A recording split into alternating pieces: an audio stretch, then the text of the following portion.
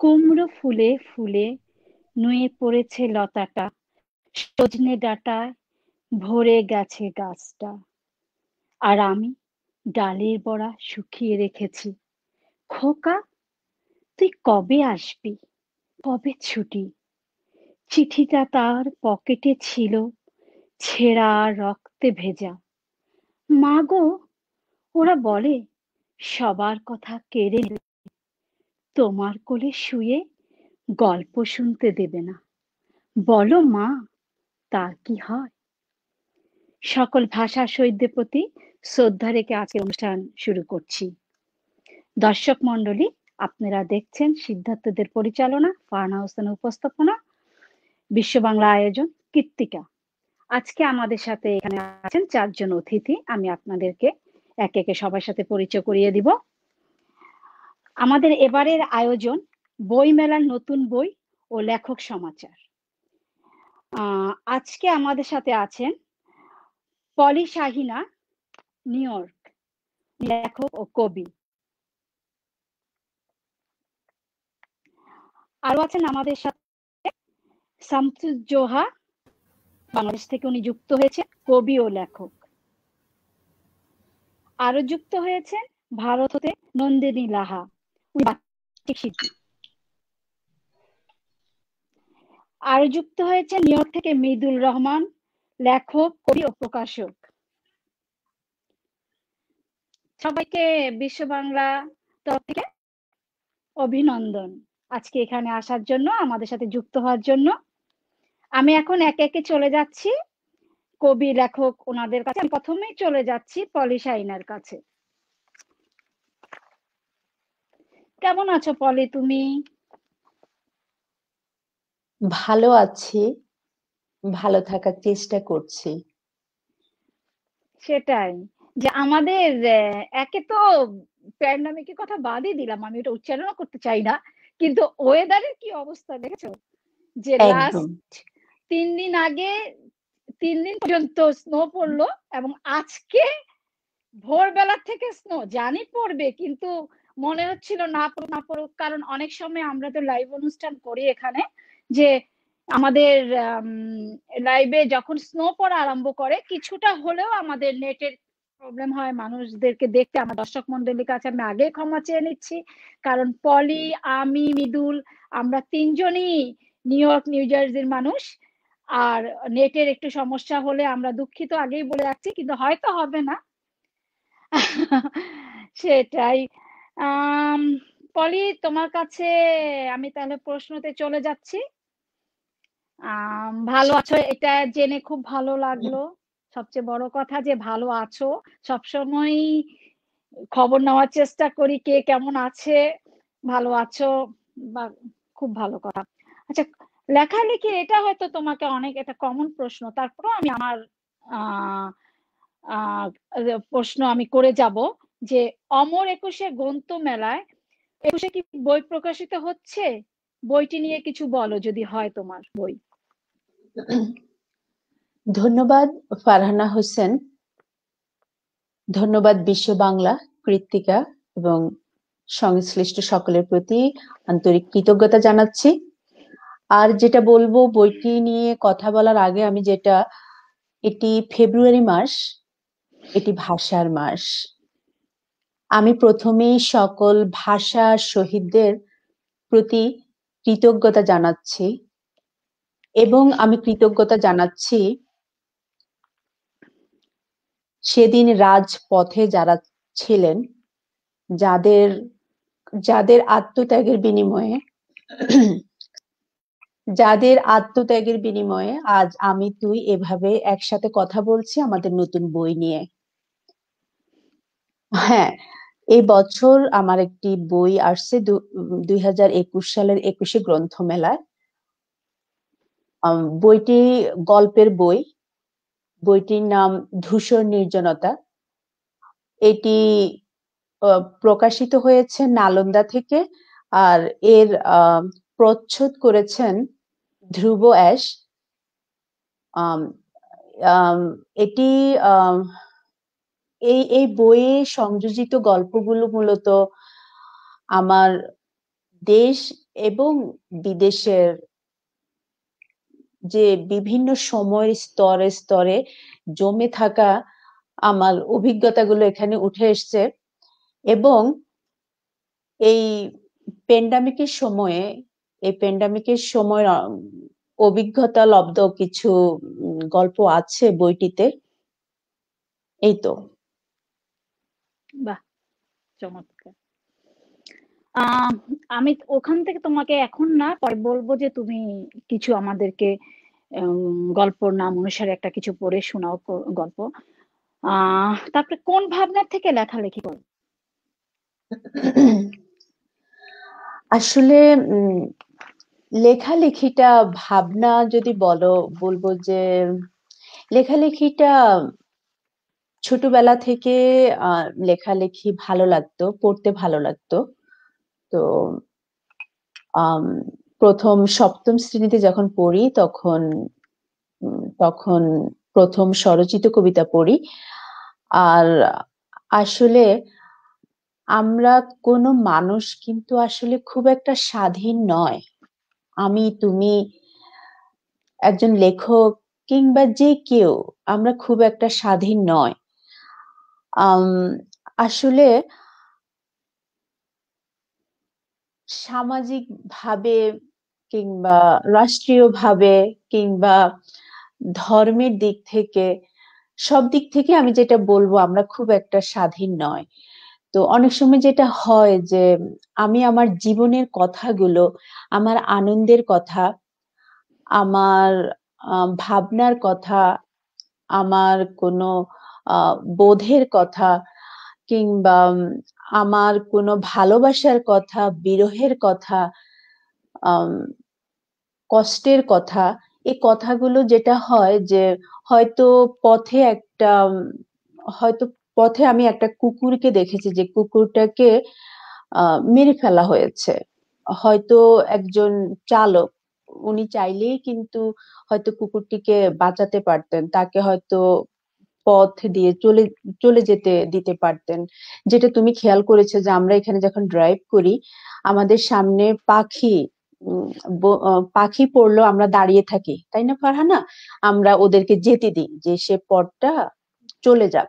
তো ওই যে একদম। একটা, হ্যাঁ, ওই ওই চলতি পথে দেখা গেছে যে ওই কুকুরটার প্রতি আমার একটা ভালোবাসা জন্মেছে। কিংবা কোনো একটা হয়তো আমার গৃহ পালিত কোনো একটা প্রাণী হারিয়ে গেছে, তার তার প্রতি যে ভালোবাসা।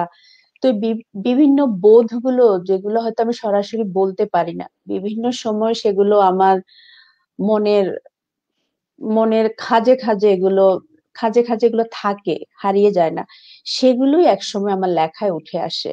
এবং এই জায়গাটি থেকেই মূলত প্রথমে বলতে পারো যে আমি লিখতে শুরু করি কিংবা কলম ধরি, যেগুলো আমি মুখে বলতে পারি না কিন্তু আমি লিখে যেতে পারি। এই ভাবনা থেকেই মূলত লেখালেখি।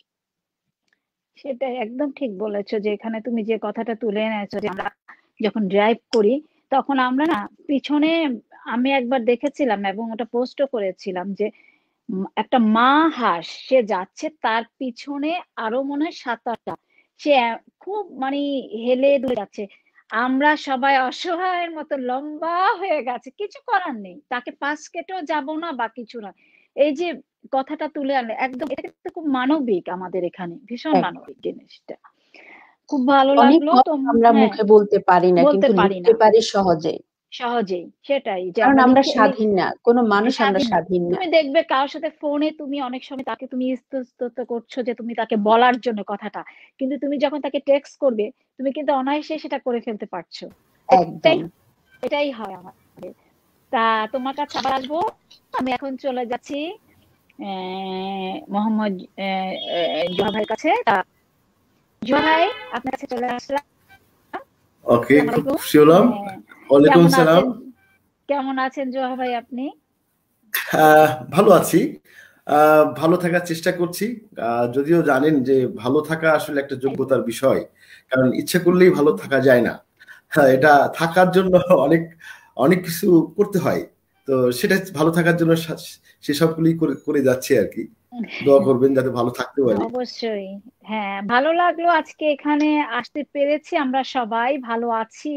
ভালো থাকাটাই ভীষণ জরুরি এখন, কিন্তু ভালোভাবে আমরা সবাই এখানে উপস্থিত হতে পেরেছি। আমার খুব ভালো লাগছে আমার যে 4 জন অতিথি এসছে এখানে, যে আমি তাদের সাথে কথা বলতে পারছি, তারা ভালো আছে। আমার এক একটা অনুষ্ঠান হয়তো লাইভ যায়, আমি চিন্তা করি যে আল্লাহ লাইভ ওনারা ভালো থাকুক, মানে দেখছি সবাইকে সরাসরি ওনারা ভালো আছেন। এটা অনেক বড় একটা মানে উপরওয়ালা সৃষ্টিকর্তার একটা নিয়ামত। আমি বলবো যে ভালো আছি আমরা সবাই, এটা বলতে পারাটা অনেক ভালো কথা। জোহা ভাই, আহ কোন ভাবনার থেকে আপনি লেখালেখি করেন একটু জানতে চাই।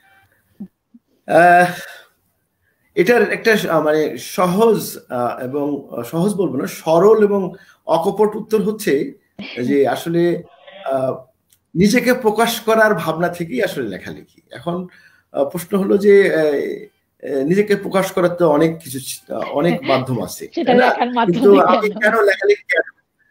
আসলে আমার লেখালেখি করা ছাড়া অন্য কোনো যোগ্যতা নেই। কারণ আমি যদি একজন ব্যবসায়ী হতাম তাহলে আমি একটা বড় হয়তো জাহাজ কিনতাম, না হয় বিল্ডিং বানাতাম, অথবা আমি যদি খুব টাকা আলো হয়তো একটা ভালো রেস্টুরেন্ট বানাতাম। কিন্তু এগুলো তো আমার নাই। আমার যোগ্যতা হলো যে আমি একটু লিখতে পারি, অল্প স্বল্প লিখতে পারি, তাই আমার প্রকাশ করার মাধ্যমটা লেখালেখি। এখন আরেকটা প্রশ্ন এসে যায় যে সেটা হলো যে এই প্রয়োজন পড়লো কেন, প্রকাশ করার প্রয়োজনই বা এত পড়লো কেন? কারণ অনেক মানুষ অনেকভাবেই তো আমাদের কথাগুলো প্রকাশ করছে কোনো না কোনো ভাবে। তা আমার আবার নতুন করে কেন প্রকাশ প্রয়োজন পড়লো এই কারণে যে আসলে আমরা বেঁচে আছি সুখের জন্য, অর্থাৎ এক বলবো যে দুনিয়ার সুখ, অন্তঃসুখ। আসলে আমি এই অন্তঃসুখের জন্য এখন লিখছি এবং এটাই আমার প্রেরণা। কারণ এখন এই অন্তঃসুখে আমি এখন আসক্ত। মূল প্রেরণাটা কে, দর্শক নাকি ভাবি? মূল প্রেরণাটা কে? না, প্রেরণা তো অবশ্যই ভাবি আছেই, ভাবি তো আছেই, যেহেতু তাকে কেন্দ্র করেই লিখতে হয়। কারণ আমার কবিতায় যখন নারীরা আসে, আমার কবিতায় যখন ভালোবাসা আসে, তো সেটা তো ঘর দিয়ে শুরু করতে হয়, তাই না? তো তাকে কেন্দ্র করেই তো থাকলেও শুরু করতে হয়। অনিচ্ছা না, অনিচ্ছা কেন বলছেন? কারণ হলো যে আমি কবিতার মধ্যেও লিখেছি যে আসলে তুমি যদি এই কথা বলেছি যে তুমি যদি সৌন্দর্য পিয়াসী হও তাহলে তুমি নারীকে ভালোবাসো। কারণ নারীর মধ্যে তুমি নদী পাবা, পাহাড় পাবা, তুমি অরণ্য পাবা, সবকিছু পাবা। তো সো নারীকেই ভালোবাসো। উঠে আসে জিনিসটা, অবশ্যই উঠে আসবে, না না উপায় নেই। এই হলো আমার লেখালেখির আসলে ভাবনা আর কি। ঠিক আছে, আমি এখন আপনার কাছে সেকেন্ড প্রশ্ন রাখতে যাচ্ছি, দ্বিতীয় প্রশ্ন। পাঠকের জন্য একজন লেখকের দায়বদ্ধতার জায়গাটা কেমন? আসলে এইটা খুব খুব সিরিয়াস প্রশ্ন। কারণ এটা এমন একটা প্রশ্ন যে আপনার সবাইকে এই উত্তরটা দিতে হয় বা দেওয়া উচিত। কারণ হলো যে এই একজন লেখকের পাঠকের প্রতি দায়বদ্ধতা অপরিসীম। কারণ মানুষ কিন্তু মুখের কথাকে যতটা মানে পাত্তা দেয়, অর্থাৎ যতটা গ্রহণ করে, সেই কথাটাই যদি আমরা লিখিতভাবে দিই, বইয়ের আকারে দিই, পাঠকরা কিন্তু অনেক গুণ বেশি সেটাকে গ্রহণ করে এবং সেটা নিয়ে তারা ভাবনা চিন্তা করে। তো আমি মনে করি যে প্রত্যেকটা লেখককেই কেউ না কেউ অনুসরণ করে, এবং যদি আমি মনে করি যে একজনও যদি অনুসরণ করে, আমি তাকে আসলে বিভ্রান্ত করতে পারি না, সে অধিকার আমার নেই। অতএব আমি যদি লেখালেখিতে পুরোপুরি সৎ না হই, অর্থাৎ আমি যা ভাবি, আমি যা বিশ্বাস করি সেটা না বলে আমি অন্য কথা বলছি, তাহলে আমার পাঠক বিভ্রান্ত হবে। আমার কথা, আমার আমার আমার আবেগ অনুভূতি সে ধারণ না করতে পারে, অপছন্দ করতে পারে, কিন্তু আমি যেন তাকে প্রবঞ্চিত না করি। ঠিক আছে, এই জায়গা থেকে আমি বলি আরেকটা জিনিস আমি বলি এখানে, সেটি হলো যে একটা মানুষ যেটা বিশ্বাস নিজে করে না সেটা কিন্তু অন্য কাউকে বিশ্বাস করাতে পারবে না কখনো। অর্থাৎ আমি যদি একটা গাছ দেখে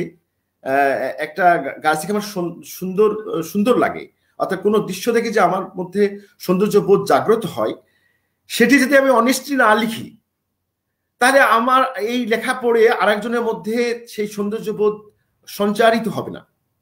সো আমি মনে করি প্রতিটি ক্ষেত্রে এবং প্রতিটি শব্দের পর্যন্ত একজন লেখকের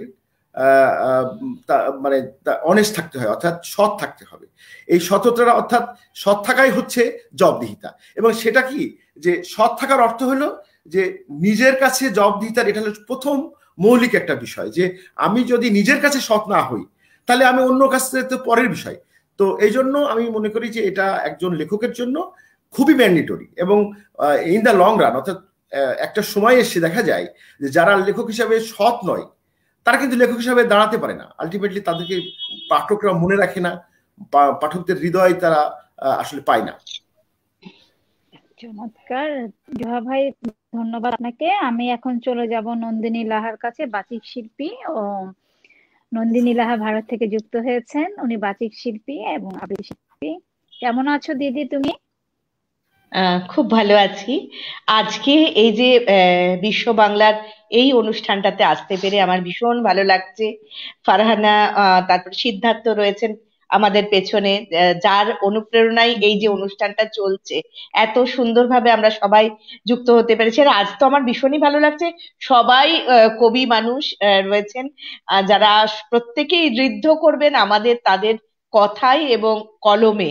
সেরকম একটা অনুষ্ঠানে ফারহানা আমায় আমন্ত্রণ জানিয়েছে বলে আমার ভীষণই ভালো লাগছে এখানে আসতে পেরে।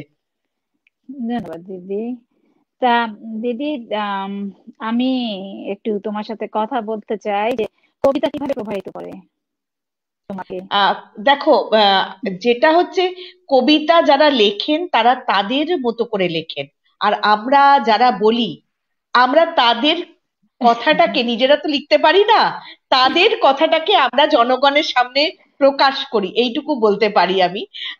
কবিতা তো অবশ্যই মনের ভাব প্রকাশ করে।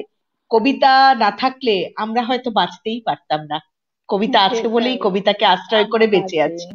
হ্যাঁ, কবিতা আসলে সব কথাই বলে, ভালোবাসার কথা বলে, মানবতার কথা বলে। কবিতা দুঃখের কথা বলে, মানবতার কথা বলে, দুঃখের কথা বলে। কবিতা আছে বলেই আমরা বেঁচে আছি। সুন্দর একটা উত্তর দিয়েছো। তা আমাদেরকে আজকে প্রথম একটা তুমি আবৃত্তি করে শোনাও। আমাদের দর্শক মণ্ডলী সবাই বসে আছেন হয়তো আবৃত্তি শোনার জন্য। আসলে দেখো ফারহানা, মাসটা হচ্ছে ফেব্রুয়ারি মাস, আমরা বলতেই পারি ভাষার মাস। ভাষা আমার বাংলা ভাষা, রবি কিরণে বিশ্ব জয়। ভাষা আমার অগ্নি শপথ, নজরুলেতে আলোকময়। ভাষা আমার কাদা হাসা, মহাপ্রাণের জীবন বেদ। ভাষা আমার ভালোবাসা, ঘুচিয়ে দেয় সব বিভেদ। সত্যি মানুষের হৃদয়ে লালিত পালিত বিকশিত হয় ভাষার মাধ্যমে। কবি মাইকেল, বঙ্কিমচন্দ্র, শরৎচন্দ্র, রবীন্দ্রনাথ, নজরুল, জীবনানন্দ প্রমুখ অসংখ্য সাহিত্যকর্মী রয়েছেন যারা তাদের কর্মপ্রয়াসে বাংলা ভাষাকে উন্নীত করেছেন আন্তর্জাতিক মানে। আর আমরা প্রত্যেকেই জানি এই ভাষার জন্য অনেক মানুষ প্রাণ দিয়েছে, অনেক কষ্টের বিনিময়ে আমরা এই ভাষা অর্জন করেছি। নম নম নম সুন্দরী মম জননী জন্মভূমি, গঙ্গার তীর স্নিগ্ধ সমীর, জীবন জোড়ালে তুমি। অবারিত মাঠ গগন ললাট চুমে তব পদধূলি, ছায়া সুনিবিড় শান্তির নীড় ছোট ছোট গ্রামগুলি। পল্লব ঘন আম্র কনন রাখালের ঘরে গেহ, স্তব্ধ অতল দিঘি কালো জল নিশীথ শীতল স্নেহ। বুক ভরা মধু বঙ্গের বধূ জল লয়ে যায় ঘরে, মা বলিতে প্রাণ করে আনচান চোখে আসে জল ভরে। রবীন্দ্রনাথ ঠাকুর আমাদের প্রাণের ঠাকুর, সকলের প্রিয় ঠাকুর বিশ্বকবি রবীন্দ্রনাথের কথাতেই আজকের এই সন্ধ্যা শুরু করা যাক, কারণ তিনি ছাড়া আমরা বোধহয় সম্পূর্ণ হই না। ধন্যবাদ, খুব সুন্দর হয়েছে। আমি তোমার কাছে আবার আসবো। আমি এখন চলে যাচ্ছি মৃদুল রহমানের কাছে। উনি একাধারে কবি, লেখক, প্রকাশক, গুণে গুণান্বিত, তার কথা বললে শেষ হবে না। এই জন্যই তার কাছে সবার শেষে এসেছি। কেমন আছো মৃদুল তুমি? হ্যাঁ জি, ভালো আছি। অনেকটা ওই যে বলে যে মরতে মরতে বেঁচে থাকার প্রাণানন্দ, আনন্দের মধ্যে আছি।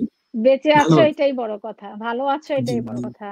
এই জি যে জি আজকে এখানে দেখতে পাচ্ছি, এটাই অনেক বড় ব্যাপার। তা ওয়েদারটা নিশ্চয়ই প্রচুর খারাপ আমাদের সবারই। আমি তো একটু ভয়ে হুম, ভয়ে আছি, যেটা সত্যি কথা, যে ভয়ে ভয়ে আছে এই কারণে যে নেট আমার না, আমার যদি খারাপ হয় পলির হবে, পলির খারাপ হয় তোমারও হতে পারে আর কি। এত সে স্নো ঠিক। পড়ছে আমাদের আজকে। আমি এত কথা না বলে তোমার কাছে চলে যাই যে প্রশ্ন নিয়ে, যে অমর একুশের গ্রন্থ মেলায় 21-এর কি বই প্রকাশিত হচ্ছে এবং বইটি নিয়ে কিছু বলো। আহ, ধন্যবাদ জানাচ্ছি কবি ফারহানা হোসেন তোমাকে, সেই সাথে বিশ্ব বাংলা এবং কৃত্তিকাকে ধন্যবাদ জানাচ্ছি। ভাষার মাস, বিশ্ব ইতিহাসের আমরাই তো একমাত্র দেশ, আমার সোনার বাংলাদেশ, যার রয়েছে দুটি ঐতিহাসিক সংগ্রাম এবং বিজয়গাথা, স্বর্ণালী ইতিহাস। একটি মাতৃভাষার মর্যাদা রক্ষার সংগ্রাম, আর অপরটি হচ্ছে মাতৃভূমির স্বাধীনতার সংগ্রাম। বিশ্বে আর একটা দেশ কিন্তু খুঁজে পাওয়া যাবে না যারা এই মাতৃভূমির জন্য সংগ্রাম করেছে এবং মাতৃভাষার জন্য সংগ্রাম করেছে। আমরাই বিশ্ব দরবারে গৌরবান্বিত ইতিহাসের সেই প্রজ্জ্বল স্বাক্ষরকারী দেশ, যারা মাতৃভূমির জন্য সংগ্রাম করেছি, মাতৃভাষার জন্য সংগ্রাম করেছি। আজকের এই আয়োজন ভাষার মাস ফেব্রুয়ারিতে, সমস্ত ভাষা শহীদদের প্রতি শ্রদ্ধা। সেই সাথে আজকে যাদের বদান্যতায় বা আত্মত্যাগের বিনিময়ে বাংলায় কথা বলতে পারছি, এই সুদূর আমেরিকাতে বসেও বাংলা ভাষা নিয়ে কথা বলতে পারছি, বাংলা ভাষার ইতিহাস ঐতিহ্য নিয়ে কথা বলবার সুযোগ পাচ্ছি, সেই সব ভাষা শহীদদের প্রতি শ্রদ্ধা জানাই। সর্বোপরি আমি নিজে বাংলাদেশের মানিকগঞ্জের সন্তান, ভাষা শহীদ, ইতিহাসে প্রথম ভাষা শহীদ শহীদ রফিক আমার এলাকার, সেই সূত্র ধরে ভাষা শহীদ রফিককে জানাচ্ছি আন্তরিকভাবে শ্রদ্ধা এবং তার প্রতি কৃতজ্ঞতা জানাচ্ছি। যে প্রশ্নটি, যে এই অমর একুশে গ্রন্থমেলা 21-এ কি বই প্রকাশিত হচ্ছে, তো আসলে অমর একুশে এবারের যে গ্রন্থমেলা, এটা হবে কি হবে না, নানা রকম মানে একটা জল্পনা কল্পনার মধ্য দিয়ে চলছিল। তো সর্বশেষ যে সিদ্ধান্তে উপনীত হওয়া গেছে সেটি হলো যে মার্চ মাসের 18 তারিখ থেকে এই বইমেলাটি হবে, যদিও সেটি ফেব্রুয়ারিতে হচ্ছে না। এই যে একটা নিয়ম ভঙ্গ করে আনন্দটা তবুও কিছুটা অব্যাহত রয়েছে, যে আমরা বইমেলা করতে পারছি। তো এবারের বইমেলায় মূলত আমার যে বইটি আসবে সেটি মূলত একটি শ্রুতিনাট্যের সংকলন। মূলত 7টি শ্রুতিনাট্য মিলে আমার একটা সংকলন বের হচ্ছে এবং বইটির নাম হচ্ছে প্রণয় কলহ। তো এই বইটি মূলত বের হচ্ছে এবং সেটি স্বদেশশৈলী প্রকাশনী থেকে। বইটির প্রচ্ছদ শিল্পী এলিস দিদি, তিনি একজন চিত্রশিল্পী। তো এই প্রণয় কলহ, এটি কোনো কাব্য সংকলন না, এটি মূলত একটি শ্রুতিনাট্য সংকলন। এই বইটি মূলত এবছর বের হচ্ছে। ধন্যবাদ ফারহানা তোমাকে। ধন্যবাদ। আমার আরো একটা প্রশ্ন আছে, যে পাঠকের জন্য একজন লেখকের দায়বদ্ধতার জায়গাটা কেমন? আসলে লেখক এবং কাব্যকলা, লেখক এবং পাঠক, এই দুটো সত্তা পরিপূরক। লেখক কার জন্য লিখবেন, প্রথম সে তার জন্যই লেখে, এর পরের যদি কোনো শব্দ উচ্চারিত হয় সেটি হচ্ছে পাঠকের জন্য। লেখক এবং পাঠকের দায়বদ্ধতা অনেক বড়, কারণ লেখালেখি একজন লেখকের জন্য প্রথমত হচ্ছে তার আত্মানন্দ, অর্থাৎ তার ভাব এবং অনুভবের প্রকাশ। এরপরেই কিন্তু কাজ করে দায়বদ্ধতা, এবং পাঠকের ভালোবাসা হচ্ছে তার প্রেরণা। তাই একজন পাঠকের কাছে লেখক সম্পর্কে বা লেখকের জীবনানুভূতির অনেক কিছুই তার জন্য পাঠের হয়ে দাঁড়ায়।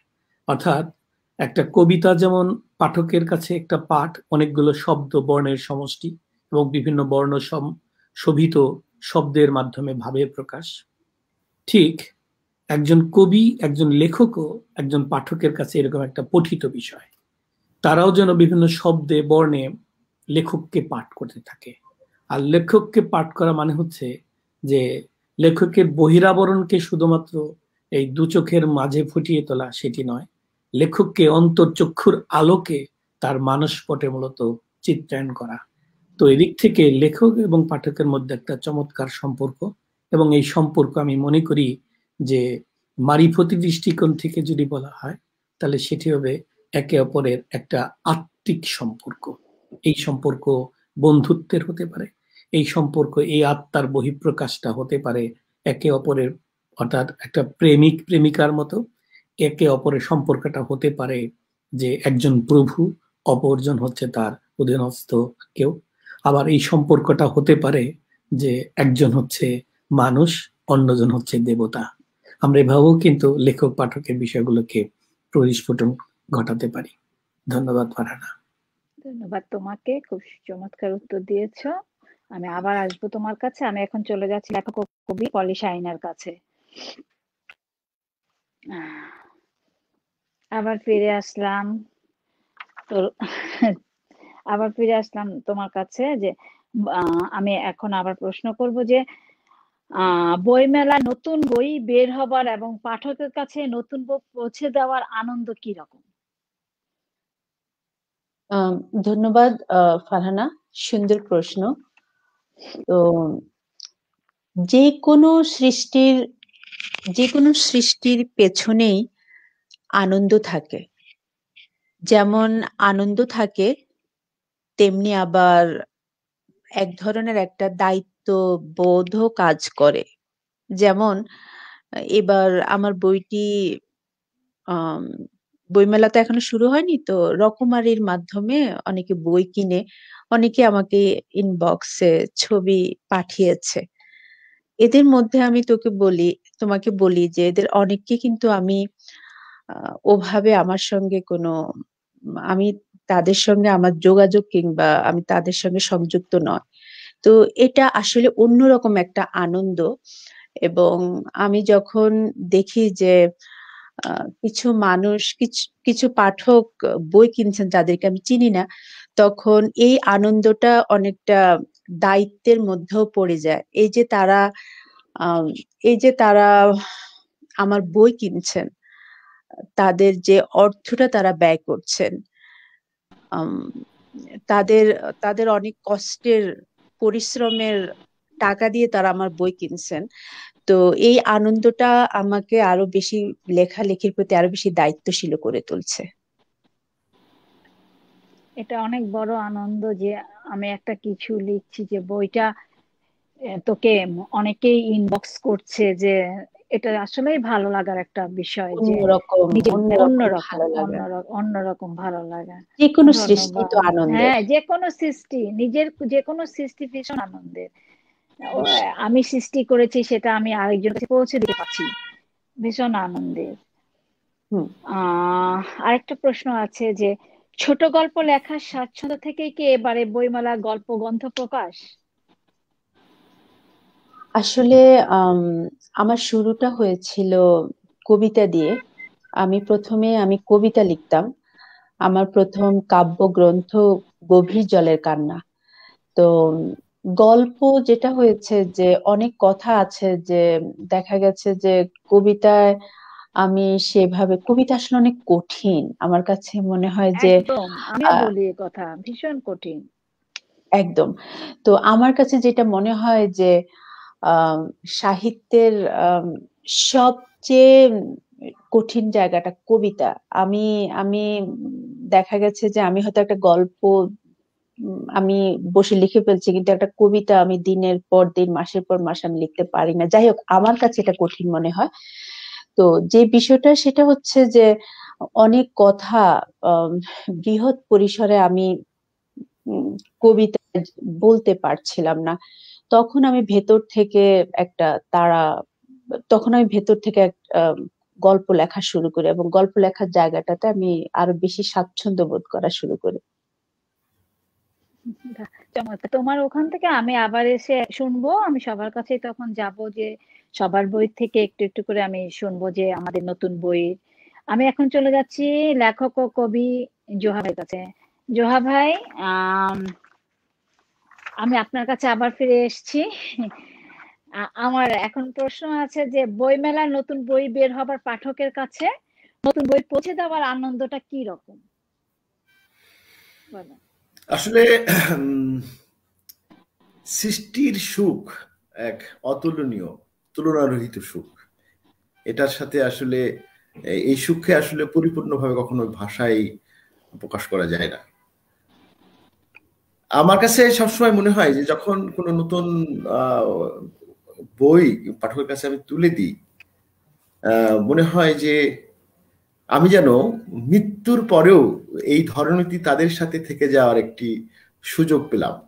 অর্থাৎ আমি তো মরতে চাই না, কিন্তু মরে যেতে তো আপনাকে হবেই। কিন্তু যখন সৃষ্টি যদি কোনো রকম টিকে থাকে, তাহলে আমি তাদের সাথে থাকতে পারবো।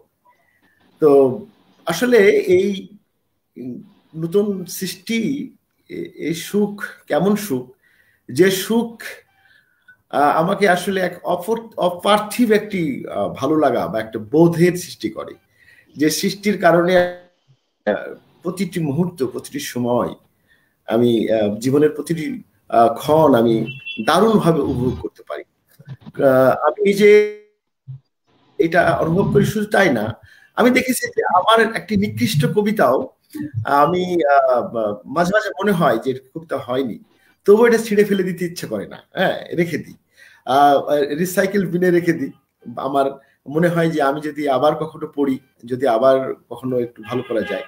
অর্থাৎ এটাকে একেবারেই সন্তান তুল্য, মানে আমার নিজের সন্তানকে আমি যেমন ভালোবাসি, মানে আমার সন্তানগুলোকে আমি কিভাবে ভালোবাসি, যে সেটা আসলে সেটারও তুলনা নেই। আছে আরেকটি তুলনা আছে, মানুষের ভালোবাসা সবচেয়ে গভীর হলো দুটো জায়গাতে, একটা হলো তার সন্তানের জন্য এবং আরেকটি হলো তার সৃষ্টির জন্য, অর্থাৎ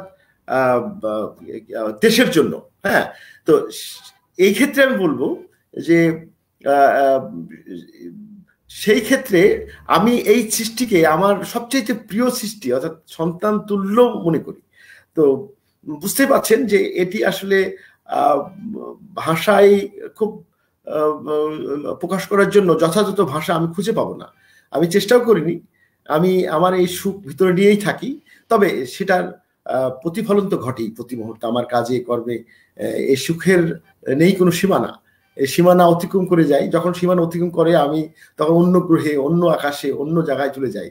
তখন আমাকে কেউ খুঁজে পায় না, আমি যেখানে খুশি সেখানে যেতে পারি। তো বুঝতেই পারছেন এই সুখ কেমন, আমি মনে করি এরপরে আমি বুঝাতে পারিনি। ভালো বলেছেন যে মানুষের দুটো জায়গায় সবচেয়ে আনন্দ বা ভালোবাসা, একটা হলো নিজের সৃষ্টি আর সন্তান।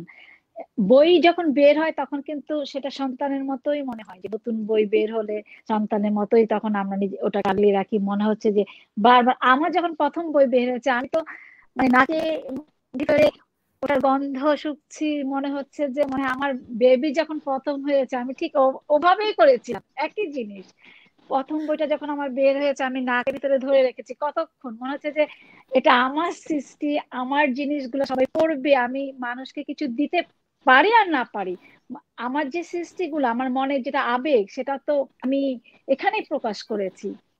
সুন্দর বলেছেন তো জোহা ভাই। আমি আপনার কাছে আরেকটা প্রশ্ন আছে যে এবার অমর 21-এ গ্রন্থমেলায় 21-এর বই তো আপনার প্রকাশিত হচ্ছে জানি, বইটি নিয়ে কিছু বলেন, বইটির নাম বা বইটি প্রচ্ছদের ব্যাপারে কিছু বলুন।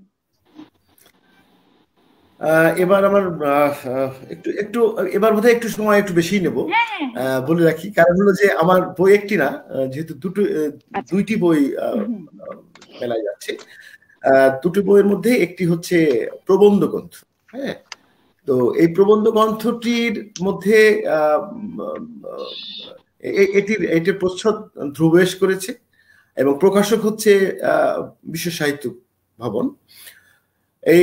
এই প্রবন্ধ গ্রন্থে আমার 21টি আছে, প্রবন্ধ আছে, এবং 21টি প্রবন্ধ বিভিন্ন সময়ে লেখা। বলতে পারেন যে এটি প্রায় কত সাল থেকে, প্রায় 13 সাল থেকে এটা লেখা। হ্যাঁ, তো পরবর্তী টাইমে এগুলো যখন আমি আসলে এগুলো প্রথমে আমি ছোট ছোট করে ফেসবুকে লিখতাম। তো যখন অনেকে আমার পাঠক হয়ে গেল, তারা বললো যে না, তুমি তো ভালো লেখো, তো স্বাভাবিকভাবে প্রলুব্ধ হলাম, লেখকরা প্রলুব্ধ হয়, প্রশংসা পেলেই তারা প্রলুব্ধ হয়। তো আমি চিন্তা করলাম তাহলে এগুলো তো খুব ছোট করে লেখা, বা এগুলো তো আসলে বইয়ে প্রকাশ করার মতো হয়নি। তখন সেটাকে সমসাময়িক এবং সেটিকে মানে সর্বজনীন করার জন্য আবার কিছু কিছু ক্ষেত্রে পুনর্লিখিত করে আমি এই গ্রন্থটি করছি। এই গ্রন্থটির ব্যাপারে আমি বলবো যে এই মানে একটা এতে সবগুলো প্রবন্ধই ভিন্ন ভিন্ন বিষয়বস্তু, সেক্ষেত্রে বলবো বৈচিত্র্যময় বিষয়বস্তু নিয়ে লেখা। প্রতিটি লেখাতেই আমার নিজস্ব জীবন দর্শন এবং দৃষ্টিভঙ্গি প্রতিফলিত হয়েছে, এবং আমি সেখানে যতটুকু সম্ভব বলা যায় যে আমার দ্বারা যতটুকু সম্ভব সেটুকু সেই পরিমাণ নির্মোহ এবং নৈর্ব্যক্তিক থেকে একটি যুক্তি শৃঙ্খলা রক্ষা করার চেষ্টা করেছি।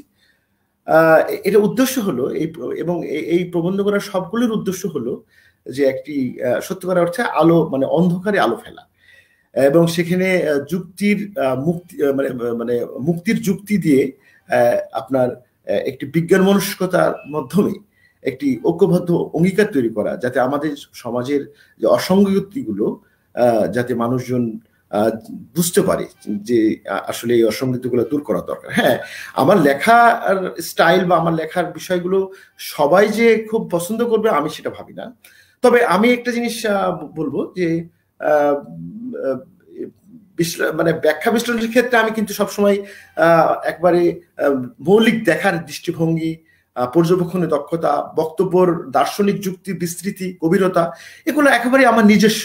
মানে আমি মনে করি এইগুলা আমি যতটুকু সম্ভব মৌলিক করার চেষ্টা করছি, কারণ আমি যেহেতু প্রচুর পড়ি, আমি দেখেছি যে যে জিনিস লেখা হয়েছে সে লেখক লেখার আমি কখনোই প্রয়োজন মনে করি না। আমি মনে করি যে আমি যেটি লিখবো অন্তত সেটা যেন প্রয়োজন মনে হয়, কারণ অহেতুক কাগজ কলম নষ্ট করার মধ্যে আমি আসলে ওই চিন্তা করি না, কারণ অনেক ভালো লেখক আছে দেশে, অনেক উদীয়মান অনেক ট্যালেন্টেড লেখক আছে। এই ব্যাপারে আমি অহেতুক একটি তৈরি করতে চাই না। স্বাভাবিকভাবেই তো বইটির নাম কি আপনার? নামটি হলো এই প্রবন্ধগ্রন্থের নাম হলো জিজ্ঞাসা উপলব্ধি। জিজ্ঞাসা উপলব্ধি এটি এরপরে দ্বিতীয় যে বইটি সেটি হলো আমার তৃতীয় কাব্যগ্রন্থ, অর্থাৎ এর আগে আমার দুটো কাব্যগ্রন্থ বের হয়েছে। এই গ্রন্থটির নাম হচ্ছে আত্মক্ষয়ের পংক্তিমালা। এটিও প্রস্তুত করেছে ধ্রুবেশ এবং প্রকাশক বিশ্ব সাহিত্য ভবন। এই কবিতাতে আমার এই বইয়ে আমার 52টি কবিতা অন্তর্ভুক্ত হয়েছে। এর আগের মজার ব্যাপার হলো যে এর আগের বই দুটোতেও কিন্তু 52টি করে কবিতা আছে। তো সেটাই খুব সুচিন্তিত ভাবে হয়েছে তা না, হঠাৎ করে দেখে 52তে গিয়ে আটকে গেছি। এখন যেন 52তে আমাকে একটু পেয়েই বসছে যে তৃতীয় বইটাতেও আমি যে কোনো ভাবে 52টিরই জায়গা করেছি। তো কবিতা সম্পর্কে, আমার নিজের কবিতা সম্পর্কে আসলে খুব বেশি কিছু বলার নেই বা বলা উচিত না, কারণ হলো যে প্রত্যেক পাঠকই তার নিজস্ব বোধ, শিক্ষা, রুচি নির্ভর মূল্যায়ন দ্বারা তুষ্ট হয়, অর্থাৎ সে নিজে নিজেই মূল্যায়ন করে। তবে একটু বলতে পারি যে আমার ভাবের দিক দিয়ে খুব বিচিত্র, ভাব নির্ভর, বিশেষ কোনো অভিমুখী আমার কোনো ঝোঁক নেই, এবং আমার মনোজগৎ এবং আমার কবিতার যথেষ্ট নৈর্ব্যক্তিকভাবে এবং নির্মমভাবে এসছে, এবং আমার স্বাভাবিকভাবে আমি আমার জীবন দর্শন, চিন্তা, বিশ্বাস, আবেগ, ইভেন এমনকি রুচিতেও আমি সবসময় বিশ্বস্ত ও সৎ থাকার চেষ্টা করেছি, এবং আমি যেভাবে অনুভব করেছি সেভাবেই লিখেছি। আমি মনে করি যে আমার লেখা যেমনই হোক সেটি যেন মানে আমাকে যেন ওই লেখা দিয়ে আমাকে চেনা যায়, অর্থাৎ যে পছন্দ করবে না সেও যেন আমার লেখাটা পড়ে বুঝতে পারে যে হ্যাঁ এটা ওর লেখা। আমি এইভাবে চিন্তা করি, এটা মানে অন্যরা কিভাবে চিন্তা করে আমি জানি না। তো আমার কাছে মনে হয় যে আমি যেটা লিখি যেন সেটা মানে লেখার মধ্যে আমি থাকি, অর্থাৎ আমাকে চেনা যায়, পাশাপাশি আমার একটা নিজস্ব একটা ভঙ্গি যেন তৈরি হয়, একটা মানে কবিতা, এবং সবগুলোই যাতে কবিতা হয়ে ওঠে। যদিও আমি জানি যে আমার আমি যা লিখি সব কবিতা ঠিক কবিতা হয়ে ওঠে না, তবু আমার চেষ্টা আছে, নিরন্তর চেষ্টা আছে। আমার পাঠকদেরকে আমি সবসময় চেষ্টা করি যে নতুন কিছু দেওয়ার। সেদিক থেকে আমি খুব আশাবাদী যে আমার গ্রন্থ দুটি পড়ে হয়তো তাদের ভালো লাগবে, এই আশা নিয়ে আমি। ধন্যবাদ। হ্যাঁ, ইনশাল্লাহ আমরাও পড়বো। আমি আবার আপনার কাছে আসবো তো জোহা ভাই। আমি এখন চলে যাচ্ছি বাচিক শিল্পী নন্দিনী লাহার কাছে। দিদি, আমি তোমার কাছে আবার আসলাম। আর বলো। আর হ্যাঁ, আমি তোমাকে আর কোনো প্রশ্ন করতে চাচ্ছি না, কারণ আমার দর্শকরা হয়তো বসে আছে তোমার ভয়েস শোনার জন্য, আবৃত্তির। তুমি পরপর দুটো আবৃত্তি করো। ওকে, ফারহানার কাছে বলার আমার একটাই কথা আছে যে বিশ্ব বাংলা, আমরা বাংলাকেই তো তুলে ধরতে চাইছি। তাই আমার নিবেদনে দুজন কবির দুটি ছোট ছোট কবিতা, একটি তোমাদের ওপার বাংলার শামসুর রহমান এবং একটি আমাদের এপার বাংলার কবি জয়দীপ চট্টোপাধ্যায়। জয়দীপ দা ভীষণ প্রিয়। জয়দীপ দা এখানে বোধহয় হ্যাঁ, খুব সম্ভবত জয়দীপদা আছেনও। এসেছিলে। জয়দীপদা খুব, হ্যাঁ জয়দীপদার সাথে আমার ভালো হাই হ্যালো হ্যাঁ, আছে। তো তুমি একটু বলো যে হ্যাঁ জয়দীপ হ্যাঁ দার হ্যাঁ কবিতা হ্যাঁ আমি হ্যাঁ তোমাদের শুনিয়েছি। হ্যাঁ, জয়দীপ আহ দা এই যে আছেন, আমি দেখছি কমেন্ট করে যাচ্ছেন দাদা। ও জয়দীপ দা, এবার আপনার কবিতাই আমি একটু শোনাতে হ্যাঁ, চাইছি। জয়দীপ মানে দা এই আছেন। বাংলা নিয়েই আমি আমার দুটো জয়দীপ দা হলো কবিতা। বঙ্কিমচন্দ্রের তৃতীয় উত্তরসূরি। হ্যাঁ হ্যাঁ, হ্যাঁ, দাদা তো আসছেন এখানে। এই যে হ্যাঁ পৃথিবীর যে সহস্রাধিক ভাষা আছে তার মধ্যে হচ্ছে বাংলা ভাষা সপ্তম স্থানে অধিষ্ঠিত। তো আমার নিবেদন এবার বাংলা নিয়েই। বাংলা মানে পূর্ণ মাটি, বাংলা মানে প্রাণ, বাংলা মানে মিষ্টি ভাষা, বিশ্ব কবির গান, বাংলা মানে পায়েস পিঠে, মায়ের হাসি মুখ, বাংলা মানে মিলন মেলা, ঐক্য তানের সুখ, বাংলা মানে ভালোবাসা, বাংলা মানে গতি, বাংলা মানে গঙ্গা পদ্মা, 21 সম্প্রীতি, বাংলা মানে 13 পার্বণে শরদির কাশফুল, বাংলা মানে পল্লী বধূর লাজুক কানের দুল, বাংলা মানে স্বপ্ন ছোঁয়া গ্রামের মেঠো পথ, বাংলা মানে শঙ্খ আজান পুণ্য মাটির ঘট, বাংলা মানে মেধার ভুবন আইটি শিরোমণি, বাংলা মানে সতেজ প্রিয় শ্বেতস্বনী, বাংলা মানে পরম্পরা সংস্কৃতির দেশ, বাংলা মানে মুক্ত মনের স্বপ্ন সমাবেশ, বাংলা মানে আলোর তরি চর্যাপদের গান, বাংলা মানে বিশ্ব ছুঁয়ে ঘরে ফেরার টান। বাংলা ভাষা উচ্চারিত হলে নিকোনো উঠোনে ঝরে রোদ, বারান্দায় লাগে জ্যোৎস্নার চন্দন। বাংলা ভাষা উচ্চারিত হলে অন্ধ বাউলের একতারা বাজে, উদার গৈরিক মাঠে খোলা পথে উত্তালে নদীর বাঁকে নদীও নর্তকী হয়। যখন সকালে নতুন শিক্ষার্থী লেখি তার বাল্য শিক্ষার অক্ষর, কাননে কুসুম কলি ফোটে, পুকুরে কলস ভাসে। বাংলা ভাষা উচ্চারিত হলে চোখে ভেসে ওঠে হাজারো চেনা ছবি।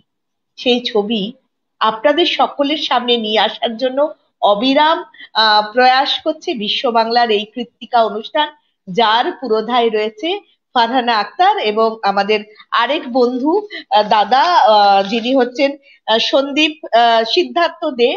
এই দুজনের অক্লান্ত পরিশ্রমে বাংলা, ভারত, বাংলাদেশ এবং যুক্তরাষ্ট্র এক হয়ে গেছে এবং সব জায়গার দর্শক বন্ধুরা শুনছেন, দেখছেন আমাদের বাংলা ভাষা, বাংলা কবিতা, বাংলা কবিতাকে নিয়ে আলোচনা, বাংলাকে নিয়ে পথ চলা।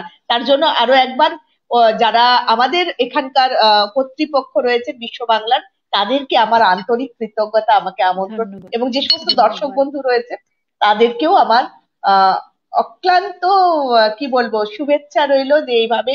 এবং আমি ভীষণভাবে সমৃদ্ধ হচ্ছি পলির কথায়, মৃদুল ভাইয়ের কথায় এবং জোহা ভাইয়ের কথায়। মৃদুল ভাই, আমি কিন্তু একক শ্রুতি অভিনয় করি, তার জন্য আপনার যে শ্রুতি কাব্যগ্রন্থ বেরোচ্ছে আমি ভীষণভাবেই সেটার প্রতি আকৃষ্ট বলতে পারেন। সবাইকে আরো একবার ধন্যবাদ। আচ্ছা, তুমি আরেকটা পড়বে শামসুজ্জামানের আবৃত্তি?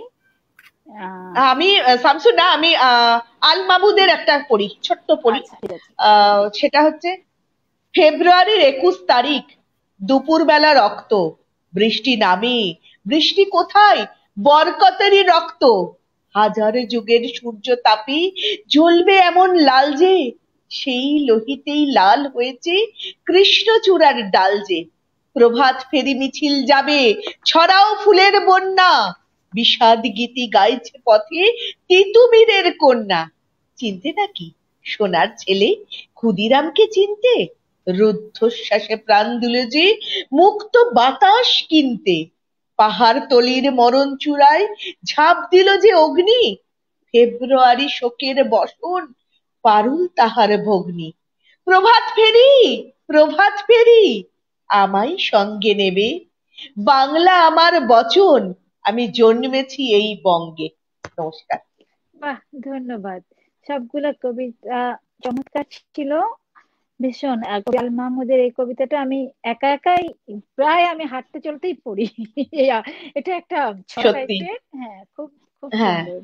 হ্যাঁ, আমি তোমার কাছে দিয়ে আবার পরে আসবো। আমি এখন চলে যাচ্ছি একদম। কবি ও প্রকাশক রহমানের কাছে।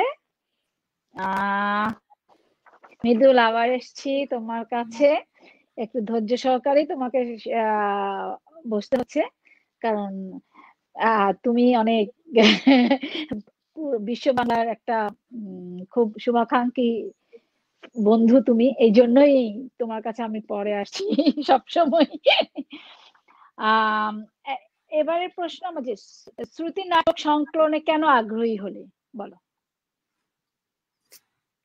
আসলে কবিতা, গল্প, প্রবন্ধ সাহিত্যের সবগুলো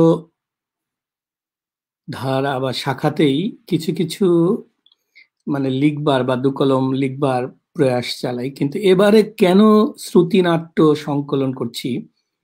আমার মনে হয় যে ভারতে অনেক শ্রুতি লেখকদেরই এককভাবে তাদের শ্রুতিনাট্যের বই রয়েছে। আমার জানার ভুল হতে পারে, আমার মনে হয় বাংলাদেশে যে একক কোনো কবির বা লেখকের শ্রুতি নাট্যের সংকলন এটাই বোধহয় প্রথম হবে, সেটা এই প্রণয় কলহ। এটা লিখবার পিছনে যদি সত্য কথা বলি, তাহলে সেটা হচ্ছে ইদানিং ফেসবুক ভিত্তিক সাহিত্য চর্চার প্রসার অর্থাৎ বেড়েই যাচ্ছে। তো সেই দিক থেকে আমাদের যে বাচিক শিল্পী এবং বাচনিক উৎকর্ষ নিয়ে যারা কাজ করছে, তাদের কণ্ঠের মাধুর্য, তাদের কণ্ঠাভিনয়, এটা ফেসবুক সাহিত্য চর্চার ক্ষেত্রে এক অনবদ্য সংযোজন, অনন্য সংযোজন। তাই এই যে বাচিক শিল্পী যারা কবিতা পাঠ করছে বা তারা কাব্য অর্থাৎ কলায় তারা বাচিক শিল্পের যে অবদান তারা রেখে যাচ্ছে, সেই বিষয়টাকে চিন্তা করেই মূলত ভাবলাম যে কিছু কথোপকথন, কিছু শ্রুতি নাট্য যদি একত্রিত করে আমারই লেখা সংকলন করে বের করা যায়, তাহলে ফেসবুক ভিত্তিক যারা সাহিত্য চর্চায় নিমগ্ন রয়েছে, যারা কণ্ঠের চর্চা করে, বাচিক শিল্পের উৎকর্ষ নিয়ে যারা কাজ করে, তাদের জন্য এটা একটা মানে কিছু হতে পারে। তারা এখান থেকে কিছু অর্থাৎ লেখা নিতে পারে, পাঠ তারা নিতে পারে। আর অপরটি হচ্ছে যে জিনিসটা ভাবছিলাম যে আমাদের এই কাব্যকলায় যেই ধারাটা সবচেয়ে বেশি ইদানিং এগিয়ে যাচ্ছে, সেটি হচ্ছে একসময় মানুষ কবিতা শুনতে চাইতো না, একসময় মানুষ কবিতাকে অবহেলার একটা ব্যাপার ছিল একটা অনুষ্ঠানে। এখনো পর্যন্ত দেখা যায় যে গান হয়, সবকিছু হয়, কিন্তু সাহিত্যের অন্যতম একটি ধারা, অন্যতম একটি সৃজনী শক্তি, সেখানে একটা কবিতা হলে দর্শক শ্রোতাদের মধ্যে যেন নিজেদের মধ্যে কথাবার্তা শুরু হয়ে যায়। আর এই তো কিছুদিন আগে পর্যন্তও এই কবি সাহিত্যিক সম্প্রদায় ছিল একটা হরিজন সম্প্রদায়ের মতো, সমাজের যেন তারা নিম্ন শ্রেণীর মানুষ। তাদের কথা, তাদের বিবৃতি, তাদের উদ্ধৃতি, তাদের দায়বদ্ধতাকে ঠিক বড় করে দেখা হতো না। কিন্তু আশার বাণী হচ্ছে ইদানিংকালে এই ফেসবুক সাহিত্য চর্চার মাধ্যমেই হোক, মানুষের ভিতরে তাদের মননশীলতার উৎকর্ষের কারণেই হোক, ইদানিং কিন্তু এই বিষয়টা কিন্তু গভীরভাবে আর সেইভাবে নিকুচি করবার কোনো উপায় নাই। সে দৃষ্টিকোণ থেকে ভাবলাম যদি নিজের কিছু লেখা শ্রুতিনাট্য যদি কাব্যপ্রেমিক কিছু বাচিক শিল্পীর কাছে এটা তুলে দেয়া যায়, সেই সাথে যারা কবিতা ভালোবাসে তাদের কাছে যদি এই সংলাপগুলো, এই প্রলাপগুলো, এই নাটকগুলো পাঠ উপযোগী করে তুলে দেওয়া যায়, তাহলে নিশ্চয়ই এটি খারাপ কোনো কিছু হবে না। আমি দুটো বিষয় প্রসঙ্গক্রমে বলি। আজকে দেখেন বাংলাদেশে 21 পদক প্রাপ্তের তালিকায় বাচিক শিল্পের নাম এবং বাচিক শিল্প সংযুক্ত হয়েছে। এটা আমি মনে করি যে এটা শুধু একজন ব্যক্তিকে সম্মানিত করা হয় নাই, এই সম্মানটা করা হয়েছে বাংলা ভাষা ও সাহিত্যের উপর। বাংলা ভাষা ও সাহিত্যের একটি চমৎকার একটা সৃজনশীল ধারা, যে বাচিক শিল্প, এবং বাচিক শিল্পের আমি মনে করি কণ্ঠগুলোকে এর মাধ্যমে মূল্যায়ন করা হয়েছে। বাচিক শিল্পীদের যে ভিতরের ভাব, একজন কবিকে, একজন লেখককে প্রকাশ করার তাদের যে একটা কণ্ঠাভিনয়, স্রষ্টা প্রদত্ত তাদের যে কণ্ঠের ভিতরে যে কারুকার্য আছে, আমি মনে করি সেই শিল্পের মূল্যায়ন করা হয়েছে 21শে পদক দেওয়ার মধ্য দিয়ে। তাই নিশ্চয়ই এই অনাগত দিনে এই কবিতা পাঠের পাঠক বাড়বে, ঠিক একইভাবে কবিতাকে শ্রুতি মধুর করবার জন্য কিছু কাব্যিক ভাবে বাচিক শিল্পেরও কিন্তু মানে বেড়ে যাবে। সেই দৃষ্টিকোণ থেকে বাচিক শিল্পীদের জন্য একটু খোরাক এবং কবিতা পাঠকদের জন্য একটু অন্যরকম খোরাক হিসেবে মূলত এই শ্রুতিনাট্য প্রণয় কলহ আমার আসলে বের করবার ইচ্ছা এবং জেগেছিল, এবং এটা বই আকারে বের হয়েছে। আর খুবই ভালো লাগলো, আমি যে বিষয়টা একটু বলি সেটা হচ্ছে যে পলি শাহিনার লেখা আমি নিয়মিত পড়ে থাকি। তার ফেসবুকের যে ছোট্ট ছোট্ট লেখাগুলো, এক একটা লেখা মনে হয় যে একটা মানুষের জীবন প্রবাহের সমস্ত অনুভূতির একটা সংমিশ্রণ। চমৎকার লেখেন। আর তার ছোট গল্প মানেই তো আমি মনে করি এ তো গল্প নয়, প্রতিটি গল্পই আমার মনে হয় যার অন্তরালে লুকিয়ে আছে মানুষ, প্রেম, প্রকৃতি এবং জীবনের ক্ষুদ্র ক্ষুদ্র সূক্ষ্মানুভূতিগুলো। পলি শাহিনার সেই ধূসর নির্জনতার অপেক্ষায় রইলাম। সেই সাথে জোহাবাই, যার সাথে গল্প হয়েছে, যার কবিতা এবং যার প্রবন্ধ এবং তার সাহিত্য, অর্থাৎ আমার কাছে মনে হয়েছে যে মুক্ত চিন্তা এবং মুক্ত বুদ্ধির এই চর্চার ক্ষেত্রে জোহা ভাই একটা অন্যতম একজন পথিকৃৎ মানুষ এবং একজন দ্রষ্টা মানুষ। অতএব তার কথা এবং আজকে তার যে বই বের করবার পেছনে তার যে মনোবাসনা বা তার যে অবদমিত ইচ্ছার কথাগুলো তিনি বললেন, খুবই ভালো লেগেছে। তার জিজ্ঞাসা উপলব্ধি, যে কবিতা, তার প্রবন্ধের বইটি এবং কবিতার বইটি সম্ভবত আত্মক্ষয়ের পংক্তিমালা, চমৎকার দুটো বইয়ের কথা শুনছিলাম। পাশাপাশি জয়দীপ চট্টোপাধ্যায়ের কবিতার 2-3টি লাইন দিয়ে শুরু করেছিলেন নন্দিনী লাহা। তার সেই কথা এবং তার সেই আবৃত্তি, তার সেই উপস্থাপনা সত্যি মুগ্ধ করেছে। তাই আজকের এই আলোচনায় আমি নিজেকে সত্যিকার অর্থে অতিথি যদি বলি তাহলে সেটা ভুল হবে। আমি মনে হচ্ছে যে অতিথির কাঠগড়ার থেকে মানে বের হয়ে এসে আজকে যদি আমি একজন পাঠক হতে পারতাম, আজকে যদি শুধুই একজন শ্রোতা হিসেবে আমি এদের কথাগুলো শুনতে পারতাম, আমার আত্মা পরিতৃপ্ত হতো এবং সত্যিকার অর্থে আমার ভালোও লাগতো। তাই আমি আমার অবস্থানটিকে কিছুটা নড়ে গিয়ে আমি কবি ফারহানা হোসেনকেও বলতে চাচ্ছি, আজকে আমরা যে 4 জন অতিথি আছি, আপনিও কিন্তু আজকে আমাদের থেকেও একটু হলেও উঁচু আসনে আছেন, কারণ আপনি একজন হোস্টই না, পাশাপাশি আপনি এই বই মেলাতে অর্থাৎ অমর একুশে গ্রন্থমেলায় কিন্তু আপনার একটি উপন্যাস আসছে এবং সৌভাগ্যক্রমে সেই উপন্যাসটি শিখণ্ডী স্বপ্ন এবং সেটি স্বদেশশৈলী প্রকাশনী থেকে প্রকাশিত হচ্ছে।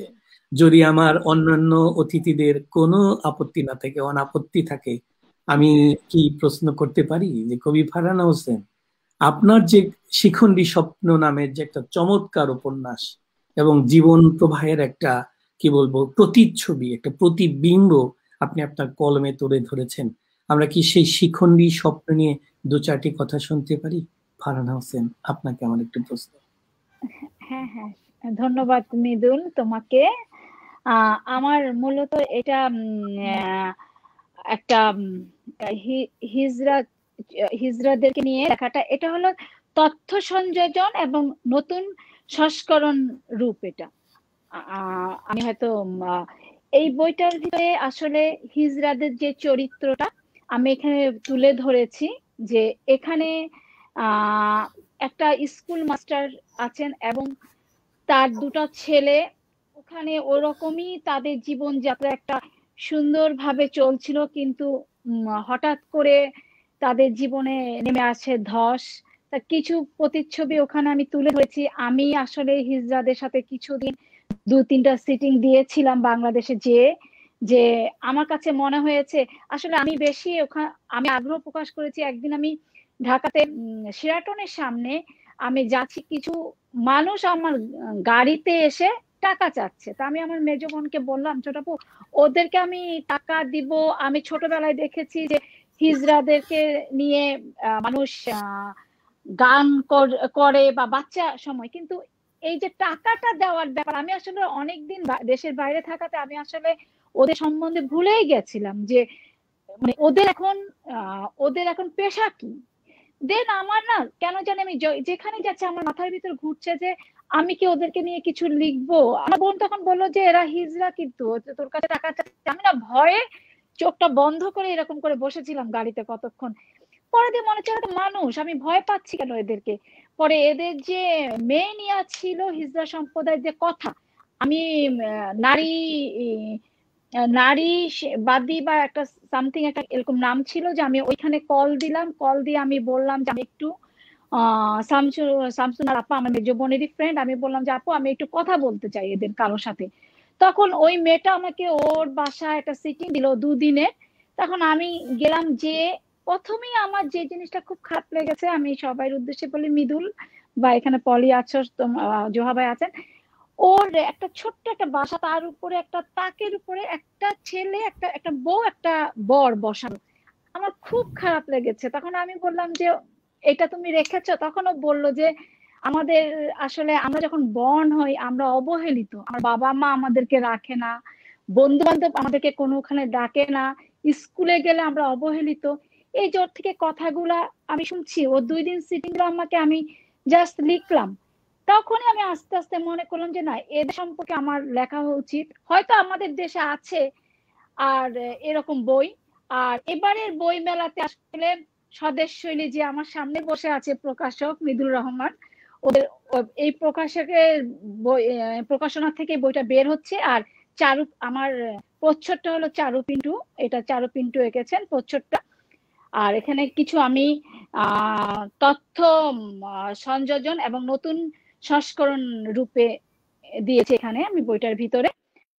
আপনারা বইটা পড়লে উপকৃত হবেন, ওই হিজড়া সম্বন্ধে আপনারা জানতে পারবেন। আমার বইটির নাম হলো শিখন্দির স্বপ্ন। এই তো এতটুকুই ঘটনা। আমি একটু পাঠ আমি পড়ে শোনাবো আপনাদেরকে, এখন না কিছুক্ষণ পরে। ধন্যবাদ।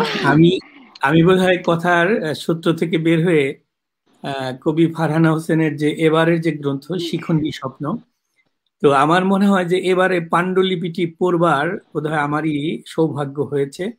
আমি 2 বার পাণ্ডুলিপিটা পড়েছি। আমি 2 বার পড়বার পেছনের মূল কারণটি ছিল যে প্রবাসে থাকা একজন কবি, মানসিকতার একজন মননের মানুষ, কতটা সূক্ষ্মভাবে সমাজের একটা অবহেলিত শ্রেণী, তৃতীয় লিঙ্গের দুঃখ কষ্ট বেদনার কথা সে এত চমৎকার ভাবে ফুটিয়ে তুলেছে। শুধু ফুটিয়ে তোলাই নয়, লেখার প্রতিটি লাইনে মনে হয়েছে যে কলমের মধ্য দিয়ে কান্নাগুলো অক্ষরাবৃত হয়েছে। সেই কান্নাটা হলো সমাজের অবহেলিত একটা শ্রেণী, হিজড়া শ্রেণী, যারা শিখন্ডী নামে পরিচিত, যে তারা কতটা অবহেলিত সমাজে, পরিবারে, বন্ধু বান্ধবের কাছে। যে ঠিক আমাদেরই মতো একজন মানুষ, সৃষ্টির সেরা জীব, অথচ এই সৃষ্টির মানে কোথায় যেন তাদের একটা অসঙ্গতি এবং একটা বৈকল্যের কারণে আজকে সেই শ্রেণীটার ভেতরের যে একটা দুঃখবোধ, একটা কষ্টবোধ, সেটা যে কতটা অবদমিত থাকতে পারে সেটা আমরা কিছুটা হলো টের পাই। কিন্তু একটা হিজড়ার, একটা তৃতীয় লিঙ্গের সেই অবদমিত চিত্তের কান্নাগুলো একজন প্রবাসী লেখকের কলমে কতটা যে সূক্ষ্মভাবে ফুটে উঠেছে, এটা আসলে এই শিখন্ডী স্বপ্ন না পড়লে বুঝবার উপায় নেই। তাই আমি যখন প্রথমে এই পাণ্ডুলিপিটা আমি পড়ি, আমার কাছে মনে হয়েছে যে এটা তো আমি পাণ্ডুলিপি পড়ছি না, আমি মনে হচ্ছে যে সমাজের একটা আয়না আমি চোখের সামনে দেখে আমি প্রত্যক্ষ করছি জীবন চিত্র, অবহেলিত একটা শ্রেণীর জীবন বৈচিত্র্য এবং তাদের বাস্তব চিত্র। আমি অনেক অনেক ধন্যবাদ জানাচ্ছি কবি ফারহানা হোসেন আপনাকে, যে এমন একটি তাৎপর্যপূর্ণ এবং জীবনের আলেখ্য রচিত একটি চমৎকার উপন্যাস আপনি বাংলা ভাষাভাষীদেরকে উপহার দিতে পেরেছেন। ধন্যবাদ আপনাকে। ধন্যবাদ মৃদুল রহমান। আমি আসলে কতটুকু পেরেছি ওদের সম্পর্কে লিখতে সেটা জানি না, কিন্তু আমি চেষ্টা করেছি যে উপস্থাপন করতে, যে সমাজের কাছে যে ওদেরকে আমরা যখন আসে আমি নিজেই তো বললাম ভয় পেয়েছে, তাড়িয়ে দিই, কিন্তু ওরা যে কত কষ্টে থাকে, ওদের যে কত কষ্ট ভিতরে, আমি সেটাই তুলে ধরার চেষ্টা করেছি। ধন্যবাদ। আমি এখন আমি আবার আমি আমি হ্যাঁ শুনেছিলাম, বলো। আমি একটু আগ বাড়িয়ে বলছি এটা, যে আমি শুনেছিলাম এই বইয়ের কাহিনীকে উপজীব্য করে চিত্রনাট্য প্রকাশের কি একটা আচ্ছা বিষয়, হ্যাঁ, আমি কি এই বিষয়ে আচ্ছা কিছু হ্যাঁ, জানতে এটা এটা কথা চলছে। শর্ট ফিল্ম আর হলো টেলিফিল্ম টেলিফিল্ম? আচ্ছা কাজ, আচ্ছা। হ্যাঁ কাজ করবে ইনশাল্লাহ। আমি যখন দেশে যাব তখন হয়তো এটা নিয়ে সম্পূর্ণ কাজ শুরু বাহ। হবে। শর্ট আমার পক্ষ ফিল্মের থেকে ব্যক্তিগতভাবে এই শিখণ্ডী স্বপ্নের স্বদেশ শৈলীর প্রকাশকদের একজন হয়ে আমি অত্যন্ত আনন্দ প্রকাশ করছি। সেই সাথে এমন একটি ধন্যবাদ। সামাজিক চিত্রায়ন আপনার লেখার মাধ্যমে ফুটে উঠেছে, সেই লেখাকে প্রকাশ করবার একটা গুরু দায়িত্ব আমরা পেয়েছি, এজন্য আন্তরিক কৃতজ্ঞতা প্রকাশ করছি। সর্বোপরি এই শিখণ্ডী স্বপ্নের কাহিনীকে উপজীব্য করে যদি চিত্রনাট্য বা টেলিফিল্ম হয়, আমি মনে করি বাংলাদেশের এই দর্শক শ্রোতারা একটা জীবনকে তারা সামনে দেখবে, পর্দায় ভেসে ওঠা দেখবে। তো ধন্যবাদ জানাচ্ছি ফারহানা হোসেনকে, এবং আপনি ধন্যবাদ। নিশ্চয়ই হ্যাঁ, আমি আমার ভবিষ্যতে আসনে ভালো আবার কিছু আমাদের চলে করবেন। যাচ্ছি। আমি সবাইকে আমি উম, দুঃখিত, সবাই হয়তো আমি একটু বেশি সময় নিয়ে নিয়েছি বইটা সম্পর্কে। আমি জানতাম না যে হঠাৎ করে ও জিজ্ঞেস করবে আমাকে বইটা সম্পর্কে। আহ আমি এখন চলে যাচ্ছি পলি শাহিনার কাছে আবার। পলি, তোমার কাছে আমি আবার ফিরে আসছি। হ্যাঁ, তুমি এখন আমাকে তোমার নতুন বইয়ের একটু যেটা তোমার নামকরণ যেটা হয়েছে যে ধূসর, তোমার বইটার নাম হলো ধূসর নির্জনতা, রাইট? ধূসর হ্যাঁ নির্জনতা। হ্যাঁ, তুমি ওখান থেকে আমাদেরকে একটু শোনাও। আচ্ছা, তো আমি প্রথমে যেটা আমি ফারহানা বন্ধু ফারহানা হোসেনকে অভিনন্দন জানাচ্ছি তার নতুন ধন্যবাদ। বইয়ের জন্য। বইটি আমি অবশ্যই সংগ্রহ করব।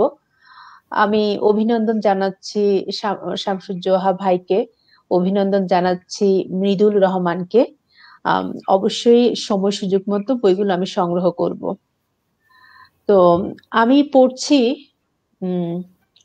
ধূসর নির্জনতা গল্প গ্রন্থের যে নাম গল্পটি ধূসর নির্জনতা, সে গল্প থেকে আমি গল্পাংশ পড়ছি, পুরো গল্প তো আর পড়া সম্ভব না। সে যদি আজকাল নির্জনতার মধ্যে অহর্নিশি ডুবে থাকে, জাগতিক বিষয়গুলো ওকে তেমন টানে না, সবকিছুতেই নিশ্চুপ নির্লিপ্ত, গা বাঁচিয়ে চলে। নিভৃতবাস এই সময়ও নির্জনতার সঙ্গে গল্প করতে স্বাচ্ছন্দ্য বোধ করে। গত কয়েক মাস হতে মানুষের সংস্পর্শ থেকে দূরে যেতে যেতে সে যদি নির্জনতার মোহে আটকা পড়েছে, এছাড়া অন্য কোনো উপায়ও তো নেই। আসলে বাধ্য হয়ে নিজেকে গৃহকোণে নির্জনতার সঙ্গে মানিয়ে নিয়েছে। একটা কঠিনতম বিপন্ন সময়ের ভেতর দিয়ে মানুষ চলছে। সে যদি মাঝে মধ্যে নিজেকে দুর্ভাগা ভাবে, এই ভেবে যে ওর জীবিত কালে এমন কঠিন সময়ের সম্মুখীন হয়েছে বলে। গত 100 বছরেও মানুষ এমন সংকটকালে পড়েনি। মানুষের আয়ু খুবই স্বল্প। এর মধ্যে কত কত দিন, সপ্তাহ, মাস খোয়া যাচ্ছে জীবনের আনন্দ ঘন মুহূর্ত থেকে। জীবনটাকে ওর মনে হয় তপ্ত চৈত্রের উঠোন। কাছের মানুষগুলো রোজ দূরত্ব মেপে দূরে সরে যাচ্ছে। প্রিয় মুখাবয়ব দিন দিন ঝাপসা হয়ে আসছে। এর মধ্যে কত কত প্রিয় মুখ ধুলোর পৃথিবী ছেড়ে চলে গেছে। ভাবতেই বুকের ভেতরটায় হাহাকার জাগে। কি যে ভীষণ একা লাগে। চারপাশে দেয়াল আর দেয়াল, হাঁসফাঁস লাগে। চরাচরে যেন মহাকালের মতো মস্ত এক তালা ঝুলছে, যে তালার চাবি এখন পর্যন্ত কোনো মানুষের কাছে নেই। বিষণ্ণতার চাদরে মোড়া নির্জন সময়, বাতাসে করোনার আভাস। শ্বাস নিত হাড় হিম হয়ে আসে। শেকল পরার শ্বাসরুদ্ধকর সময় একটা অচেনা ভয় আষ্টে পৃষ্ঠে জড়িয়ে রেখেছে। গোটা পৃথিবী বড্ড অচেনা লাগে। সহস্র বছরের প্রাচীন অন্ধকারের তেজ ক্রমশ বেড়েই চলছে। আতঙ্কে সেজুতির আত্মা সর্বদা থরথর করে কাঁপে।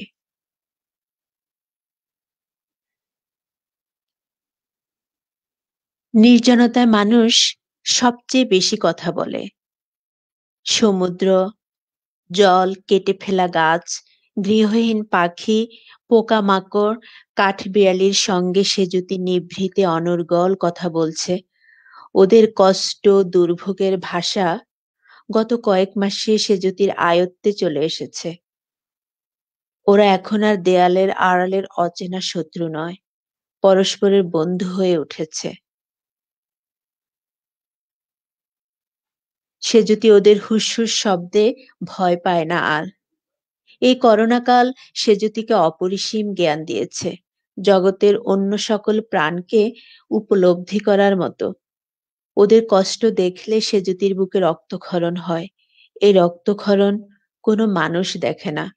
সেজুতির এই বেদনা কেউ টের পায় না। এটি গল্পাংশ। তো আমি একেবারে নিচের দিকে আমি গিয়ে একটা প্যারা খুঁজছিলাম, ওটা আমি পাচ্ছিলাম না। তো হয়তো পুরো গল্পটা পড়লে বুঝতে পারবেন আমার পাঠক। এটা আমি প্রথমে দুই প্যারা পড়েছি, আর একবার শেষের দিকে আমি পড়েছি, মাঝখানে পড়া হয়নি। ভালো হয়েছে। ধন্যবাদ তোমাকে। আবার তোমার কাছে আমি আবার ফিরে আসবো শেষে। আমি চলে যাচ্ছি এখন জোহা ভাইয়ের কাছে। জোহা ভাই, হ্যাঁ, আপনি আপনার প্রবন্ধ এবং কবিতা থেকে অল্প অল্প করে কিছু শোনাতে পারেন। একটা পুরা আবৃত্তি করতে পারেন, সমস্যা নেই। আর প্রবন্ধের থেকে কিছু অংশ আপনি শোনাতে পারেন। আচ্ছা, আমি প্রথমেই আমি আসলে ভাবছি যে এখানে যেসব অতিথিরা এসছেন আসলে যে তারা কত গুণী নন, মানে আমি আসলে সে মুগ্ধতা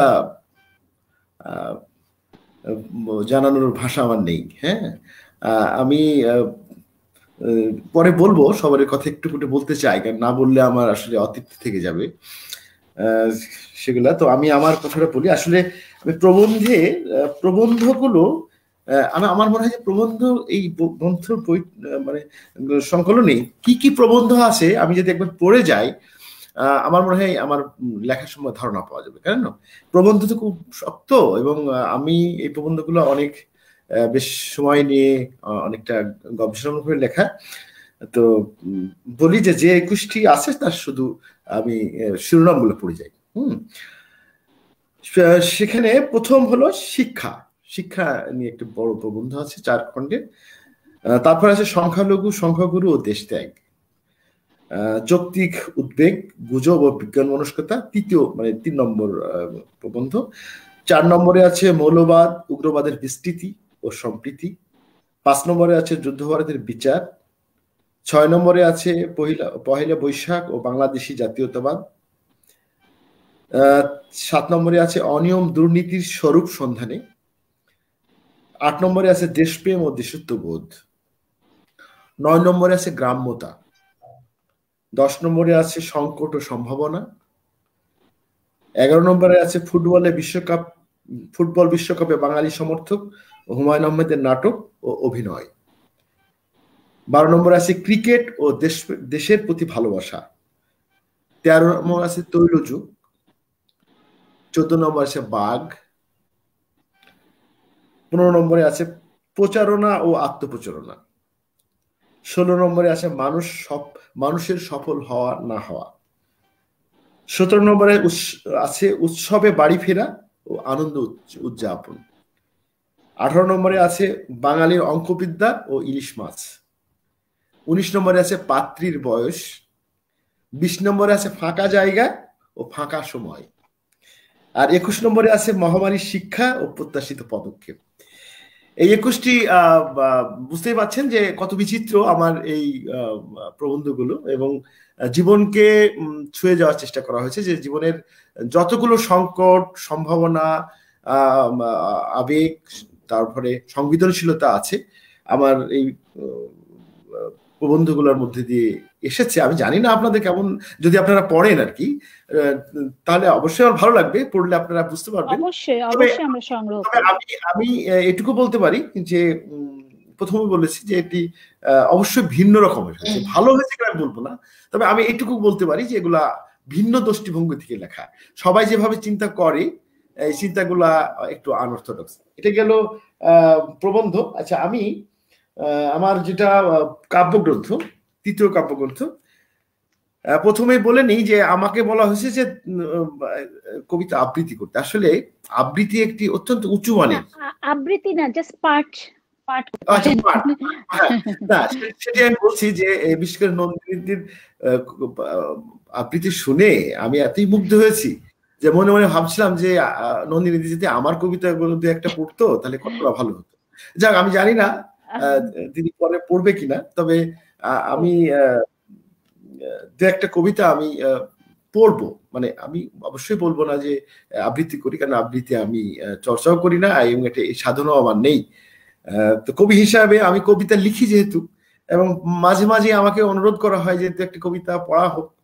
আমি সাধারণত পড়তে চাই না, কিন্তু মাঝে মাঝে এই ঢেকে গেলার লোভ সম্বরণ করতে পারি না, একটা পড়ি। তো আমি ছোট ছোট দুটো কবিতা পড়ি, যাতে মানে যাতে সবাই একটু অন্তত বিরক্ত না হয় যে না পড়লাম। আচ্ছা, প্রথম কবিতাটা হচ্ছে, নাম হলো রাজপুত্র।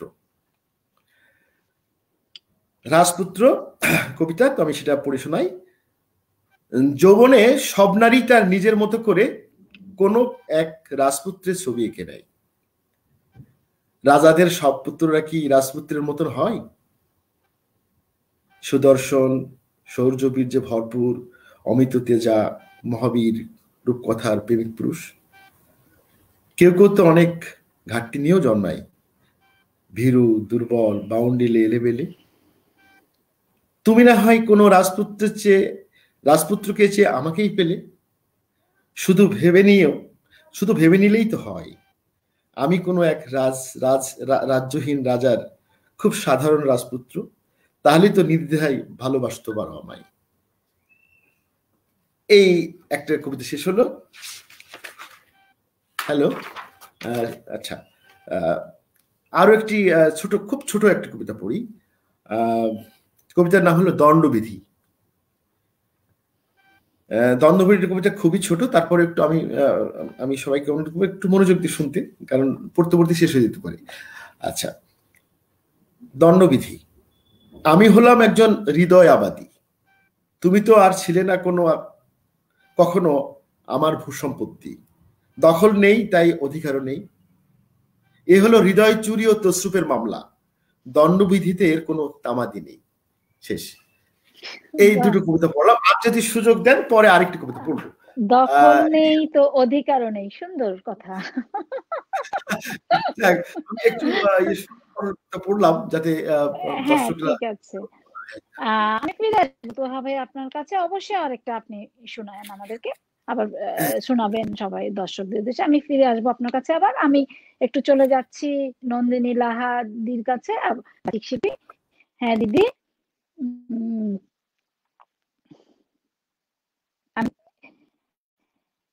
হ্যাঁ, নন্দিনী লাহাদি কি এখন আছেন স্টুডিওতে?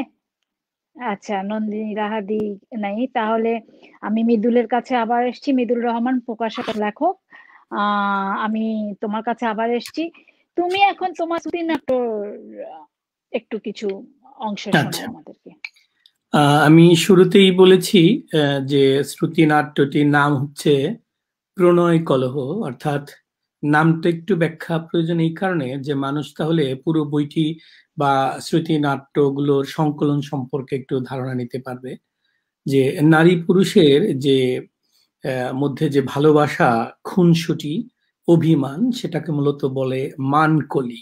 চমৎকার একটি বাংলা, মানকলি। সেই মানকলিরই একটা বলবো সমার্থক শব্দ বা ভাষা হচ্ছে মূলত প্রণয় কলহ। এটাকে যদি একটু খুব সহজে ভাঙি তাহলে সেটা হবে যে কাহিনী বা অনুভূতির মধ্য দিয়ে নারী আর পুরুষের মধ্যে যে একটা সম্পর্ক, পারস্পরিক যে সম্পর্ক, সেই সম্পর্কের বিভিন্ন যে খুঁতগুলো, ছোট্ট ছোট্ট যে মানে খুঁত বা ছোট্ট ছোট্ট যে ব্যত্যয়গুলো অভিমানের উদ্রেক ঘটায়, সেই বিষয়গুলোকে মূলত একত্রিত করে এই শ্রুতিনাট্য সংকলনের নাম করা হয়েছে। এখানে মূলত মোট 7টি শ্রুতিনাট্য রয়েছে। তার প্রত্যেকটি শ্রুতিনাট্যই মূলত কয়েকটি খণ্ডে বা পর্বে এখানে বিভক্ত। একটি শ্রুতিনাট্য যেটি হয়েছে নাম কালো মেয়ে পদ্মিনী, নাম শুনেই বোঝা যাচ্ছে যে এই নামের শ্রুতিনাট্যের ভিতরে কি বিশ্লেষণ হতে পারে। সেটি হলো বাঙালি সমাজের কালো মেয়েদের যে সামাজিক পারিবারিক যে বিভিন্ন রোমহর্ষক মূলত বিভিন্ন চিত্রপট, সেগুলোকে মূলত সংলাপে আনয়ন করবার চেষ্টা করা হয়েছে। এখানে দেখানো হয়েছে মূলত যে একটা গাত্রবরণ শুধুমাত্র কারণ মানে কালো, কিন্তু তার অন্তরাবরণ যেটা, তার হৃদয়ালোকের যে আবরণ, সেটি কালো নাও হতে পারে। এবং সেই মেয়ের জীবনের প্রতিষ্ঠার জন্য তার গাত্রবরণ যে কোনো মানে অন্তরায় নয়, সেই বিষয়টি এখানে মূলত ফুটিয়ে তোলবার চেষ্টা করা হয়েছে। অসাধারণ প্রেমের একটা সংলাপ। এরপর হচ্ছে লেখক কুঞ্জে এক বিকেল, এটি আরেকটি। এই লেখক কুঞ্জে এক বিকেল এটি মূলত হচ্ছে যে সৃষ্টিশীল একজন লেখকের কাব্য ভাবনা থেকে শুরু করে তার মননশীল এই সৃষ্টিশীল চর্চার নেপথ্যের যে একটা যে ভিতর চিত্র, যে কাব্য অর্থাৎ ভাব এবং অনুভবের যে একটা গদ্য কণ্ঠ, সেই গদ্য কণ্ঠটি মূলত সংলাপের মধ্য দিয়ে ফুটিয়ে তোলার চেষ্টা করা হয়েছে লেখক কুঞ্জে এক বিকেল এই শ্রুতিনাট্যের মধ্য দিয়ে। এরপর হচ্ছে অভিমানী মন, অর্থাৎ একটা দৃষ্টি প্রতিবন্ধী মেয়ে। সে কিন্তু মানুষের মধ্যে প্রেম হয়, আমরা বলি যে না দেখলে প্রেম জাগে না, আসলে না দেখলেও যে প্রেম জাগে। একজন দৃষ্টি প্রতিবন্ধী মেয়ে তার অন্তর্লোকে একটা পুরুষকে কিভাবে কল্পনা করে থাকে এবং কিভাবে একটা পুরুষকে তিনি তার মানসপটে প্রেমানুভূতি দ্বারা, তার হৃদয়ের সমস্ত অনুভূতি দ্বারা সে প্রকাশ করে, সেই বিষয়টাকে মূলত সংলাপের মাধ্যমে মানে দ্বৈত চরিত্রে ফুটিয়ে তোলা হয়েছে। এরপর হচ্ছে এপিটাফে অটোগ্রাফ, এটা মূলত হচ্ছে নারী পুরুষের যে সহজাত প্রেম এবং অভিমানের যে দৃশ্যপট, সেগুলোকে মূলত ফুটিয়ে তোলা হয়েছে।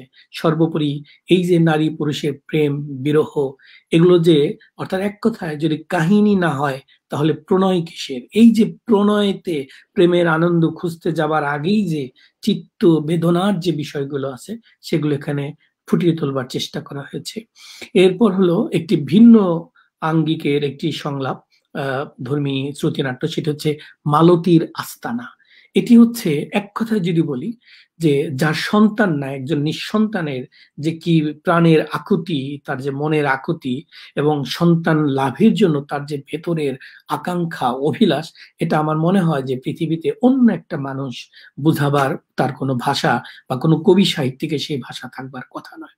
তাই একজন নিঃসন্তান একটা সন্তানকে ক্রয় করবে আর একজন কার কাছ থেকে, যে নিত্যই তার সন্তান হলে সে বিক্রি করে থাকে। অর্থাৎ একজন সন্তান বিক্রেতা, অর্থের অভাবটা তার কাছে কতটুকু প্রবল, ঠিক একইভাবে একজন সন্তান ক্রেতা তার কাছে নিঃসন্তান এই মনোভাবটা তার কাছে কতটা প্রবল, এই দুটো বিষয়ের একটা যৌথ একটা সংমিশ্রণ করে একটা সংকট, একটা দ্বৈরথ তৈরি করে এই শ্রুতিনাট্যটি মূলত তৈরি করা হয়েছে। এরপর হলো নরক প্রবাসী, যে আমরা তো আমেরিকা প্রবাসী, অনেকে সৌদি আরব প্রবাসী, কিন্তু নরক প্রবাসী এটা আবার কি জিনিস?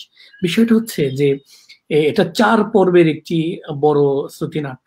এটি হচ্ছে যে মানুষের সহজাত প্রেম ভালোবাসা, এই অনুভূতিগুলোকে কাজে লাগিয়ে আমরা যে মানুষ এই যে আমাদের যে পার্থিব জগতে যে একটা জগৎ তৈরি করবার চেষ্টা করি, সেই জগতে কোনটি পাপের, কোনটি পুণ্যের বা কোনটি ভালো কোনটি মন্দ, এই যে বিচার্য বোধটি, সেটা প্রেমের ক্ষেত্রে হোক, সেটা মানুষের সাথে সহজাত জীবনাচরণের ক্ষেত্রে হোক, কতটুকু প্রভাব ফেলতে পারে। একটা মানুষকে তার প্রেমানুভূতি, তার জীবনের যে সুখানুভূতি গুলো আছে, সেই ইন্দ্রিয় সুখগুলো কতটুকু তাকে প্রভাবিত করতে পারে তার একটা চিত্রপট মূলত ফুটে উঠেছে নরপ্রবাসীদের 4 পর্বের একটা বৃহৎ একটা ব্যাপার। এবং এটা নিয়ে একটা সিডিও ইতোমধ্যে প্রকাশিত হয়েছে এবং সিডিটি বাংলাদেশে কিন্তু বেশ খুব জনপ্রিয়তা পেয়েছিল। আর সর্বশেষটি হচ্ছে আজি হেমন্ত দিনে। আজি হেমন্ত দিনে এটা হচ্ছে যে বাংলার যারা কবি সাহিত্যিক রয়েছে তাদের লেখায় এই যে ঋতুরাজ হেমন্তকে নিয়ে, অর্থাৎ হেমন্ত ঋতুকে নিয়ে যে বিভিন্ন কাব্যকথা বা শ্রুতি কথা আছে, সেই কথাগুলোকে একটা সংকলনের মধ্যে এনে এটাকে একটা শ্রুতি নাট্যে রূপান্তর করবার চেষ্টা করা হয়েছে আজি হেমন্ত দিনে। অর্থ হচ্ছে এখানে মোট 7টি শ্রুতিনাট্যের সংকলন দিয়ে এটাকে মূলত করা হয়েছে। আমি যদি সময় হয় 1 বা 2 মিনিট আমি কিছুটা অর্থাৎ 2-4টা লাইন আমি শুধুমাত্র ভেতর থেকে পড়ে হবে কি সময় হবে কি? আমি না পড়ো। আচ্ছা আচ্ছা আচ্ছা আচ্ছা সবাই তো আমরা পড়েছি আমাদের নিজস্ব ইয়াগুলো পড়ো। আচ্ছা আমি একটুখানি পড়ে শোনাবার চেষ্টা করি। একটুখানি পড়ে শোনালে আমার নিজের একটু ভালো লাগবে যে আমি একটু পড়ে শোনাতে পারলাম। সেটি হচ্ছে একটুখানি আমাকে সময় দিতে হবে। হ্যাঁ, পেয়েছি। আমি অভিমানী মন, অর্থাৎ একজন দৃষ্টি প্রতিবন্ধী মেয়ের প্রেমানুভূতি প্রকাশের সেই জায়গা থেকে একটু পাঠ করে শোনাচ্ছি।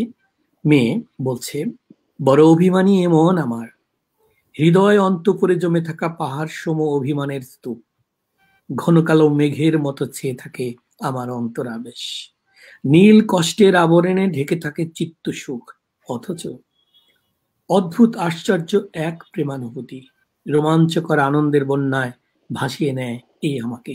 এই তো সেদিন তোমার পছন্দের লাল পাড়ের সাদা জমিনের শাড়িটা পরে কি এক আশ্চর্য প্রতীক্ষার প্রতিটি মুহূর্ত কাটালাম ওই কাঠ ফাটা রোদে। লোকের চোখগুলো যে আমার শাড়ির সৌন্দর্য ভেদ করে শরীর পর্যন্ত, না না না, এ কি অভিমানী অভিযোগ আমার। ভেবে নাও একগুচ্ছ অনুযোগ। এসব মিছে তর্ক কেন করছি নিজের সাথে, খুব মন খারাপ করছে। বলি কার মন না চায় একটু আদর মাখা কণ্ঠে জানতে চাবে তোমার কি মন খারাপ করেছে। আর ছেলেটা অমনি বলে, আমারও তো মন চায়। আমার চিরুনিবিহীন এলোমেলো চুল টেনে বলুক, এই দুষ্ট ছেলে, রাত্রে ঘুম হয়নি বুঝি, চোখগুলো এত লাল দেখাচ্ছে কেন, কোনো দুঃস্বপ্ন হয়েছে বুঝি। এই হলো মানে অভিমানী অর্থাৎ একজন দৃষ্টিহীন একটা দৃষ্টি প্রতিবন্ধী মেয়ের প্রেমানুভূতি প্রকাশের জায়গার একটা চিত্রপট। এরকম মোট 3টি পর্বে এই শ্রুতিনাট্যটি মূলত করা হয়েছে। তো সবাই এই ধৈর্য সহকারে শুনবার জন্য সবাইকে তো অবশ্যই ধন্যবাদ জানাচ্ছি। পাশাপাশি আমি এই কি বলবো পলি শাহিনার ধূসর নির্জনতা পাঠের জন্য অত্যন্ত উদ্গ্রীব হয়ে আছি। যে কয়টা লাইন শুনেছি তাতে অর্থাৎ একটা বই পড়বার জন্য প্রেম জাগ্রত হবার সবটুকু মঞ্চায়ন শেখানো হয়েছে। খুব ভালো লাগছিল যে আমরা বোধহয় ভিতরে ঢুকে যাচ্ছিলাম। আর বিশেষ করে এই জোহা ভাইয়ের যে কবিতা, সেই উপলব্ধি কবিতার যে অংশ, এটা সত্যিকার অর্থে আমাকে মানে ভীষণ উপলব্ধিকর একটা অনুভূতি জাগিয়েছে। তো খুবই খুবই খুবই ভালো লেগেছে। আর যদি সময় এবং সুযোগ ঘটে আমার মনে হয় যে পলি শাহিনার গল্পের যে একটা লাইন আর একটু যদি শুনতে পারতাম, এবং পাশাপাশি আমার একটা প্রশ্ন যদি আমি একটু সুরে দিতে পারতাম, সেটা হচ্ছে যে গল্প গ্রন্থটির নাম কি কেন ধূসর নির্জনতা হলো। এটার অন্ততপক্ষে উত্তরটা যদি জানতে পারতাম মানে লেখকের কাছ থেকে। এখনই বলতে পারো তুমি। আমি পলি শাহিনাকে প্রশ্ন করছি।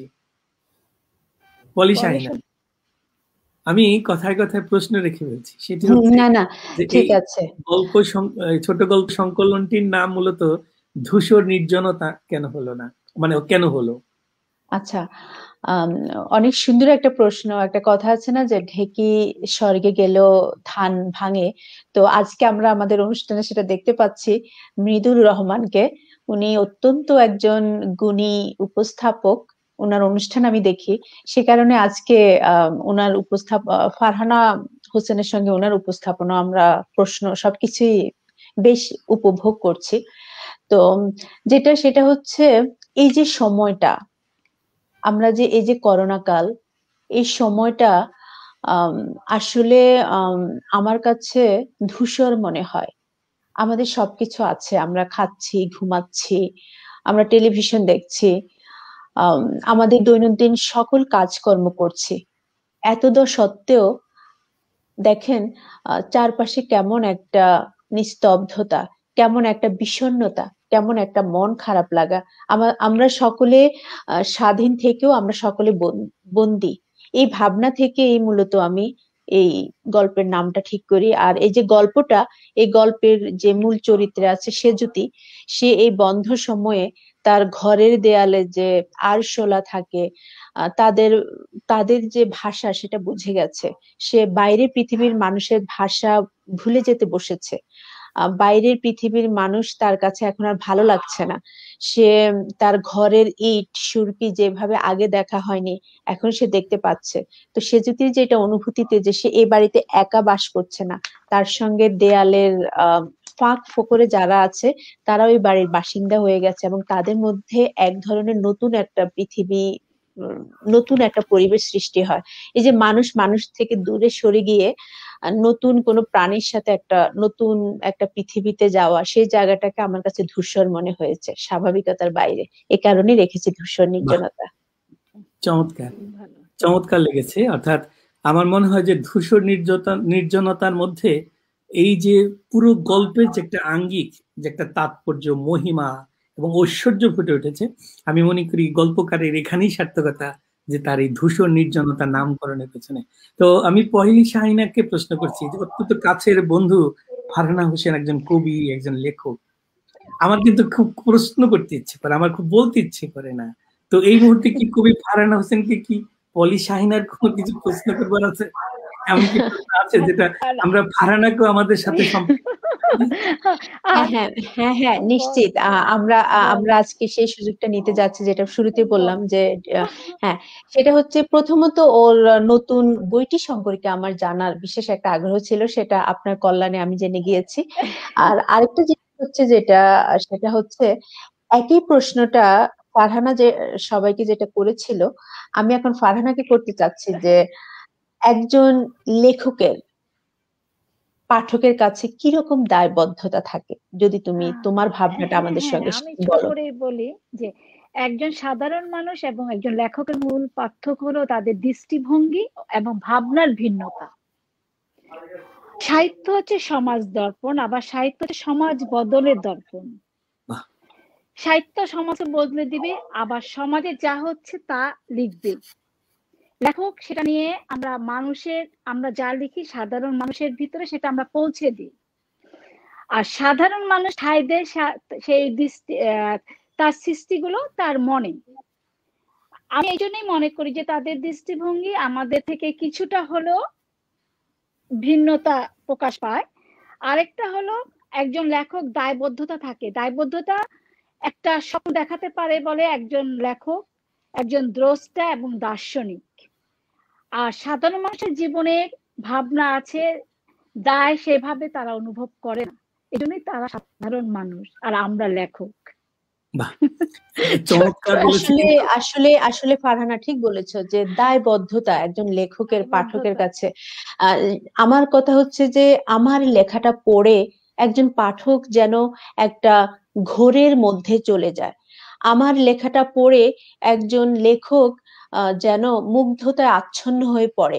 একজন লেখকের লেখা পড়ে তার পাঠক যেন কাঁদতে থাকে, তার পাঠক যেন ভাবতে থাকে, তার পাঠক যেন কাঁদতে কাঁদতে আবার হাসতে থাকে।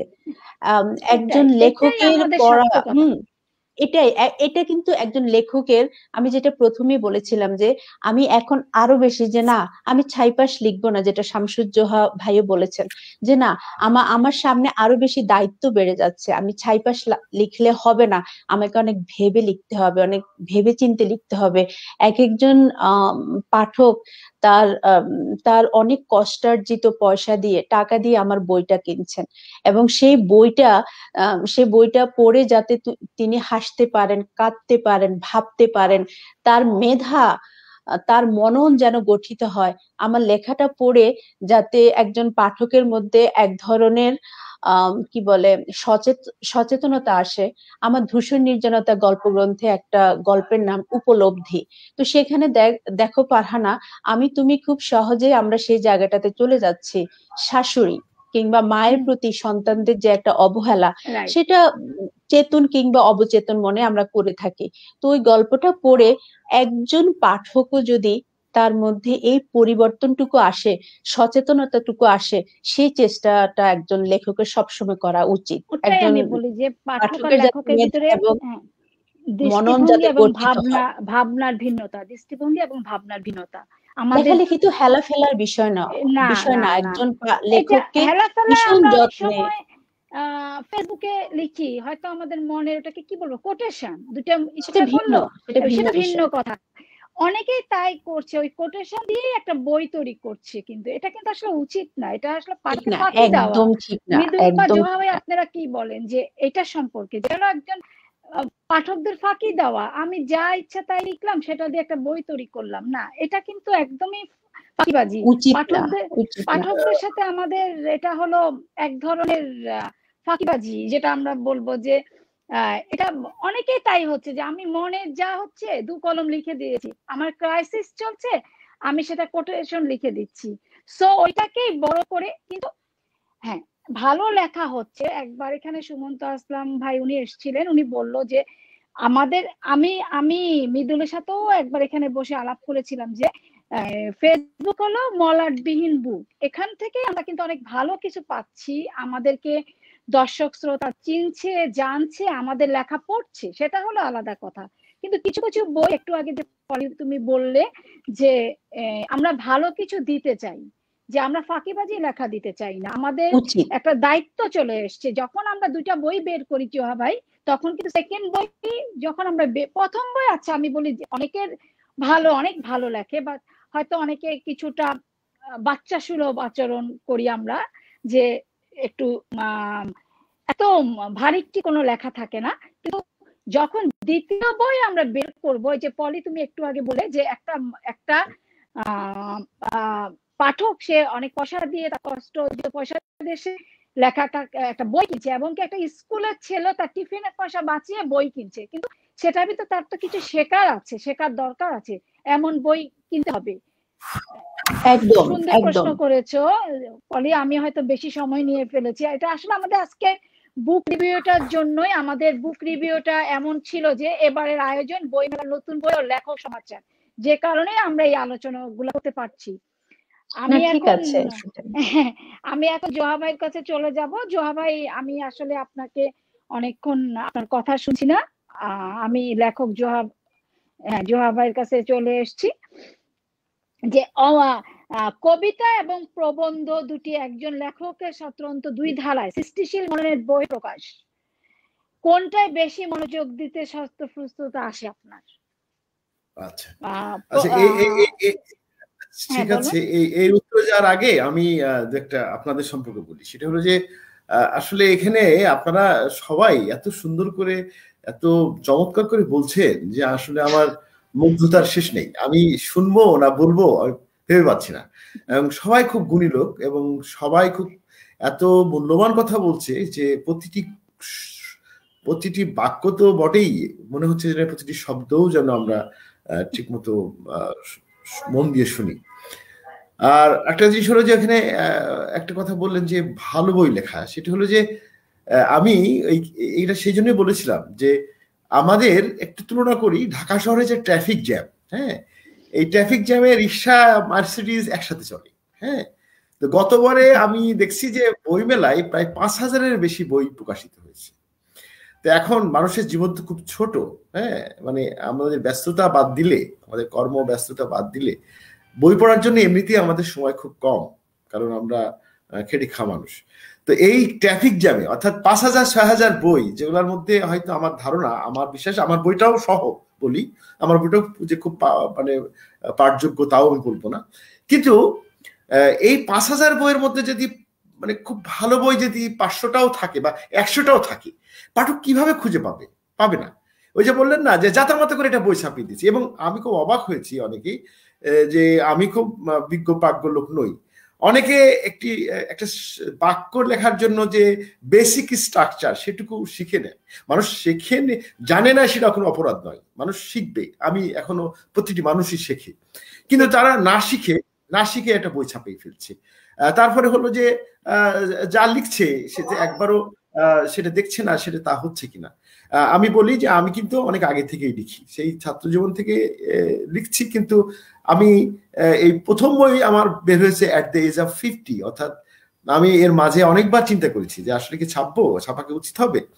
আমার খুব ঘনিষ্ঠ বন্ধু, কিছু প্রাজ্ঞ বিজ্ঞ বন্ধু আছে যারা বিশ্ববিদ্যালয়ের বাংলার অধ্যাপক, তাদেরকে আমি পড়িয়েছি, আমি তাদেরকে বলেছি দেখ যে এইসব গার্বেজ আমি ছাপাতে চাই না, তোরা বল যে আসলে ছাপানো উচিত কিনা, মানে এর মধ্যে একটা লাইনও আছে কিনা যেটা মানুষজন পড়ে তার মধ্যে কোনো ভাবনার উদ্রেক হয় বা নতুন কিছু পেলো কিনা। যদি না থাকে এটা ছাপানোর দরকার নেই, কারণ অনেক ভালো ভালো লেখক আছে।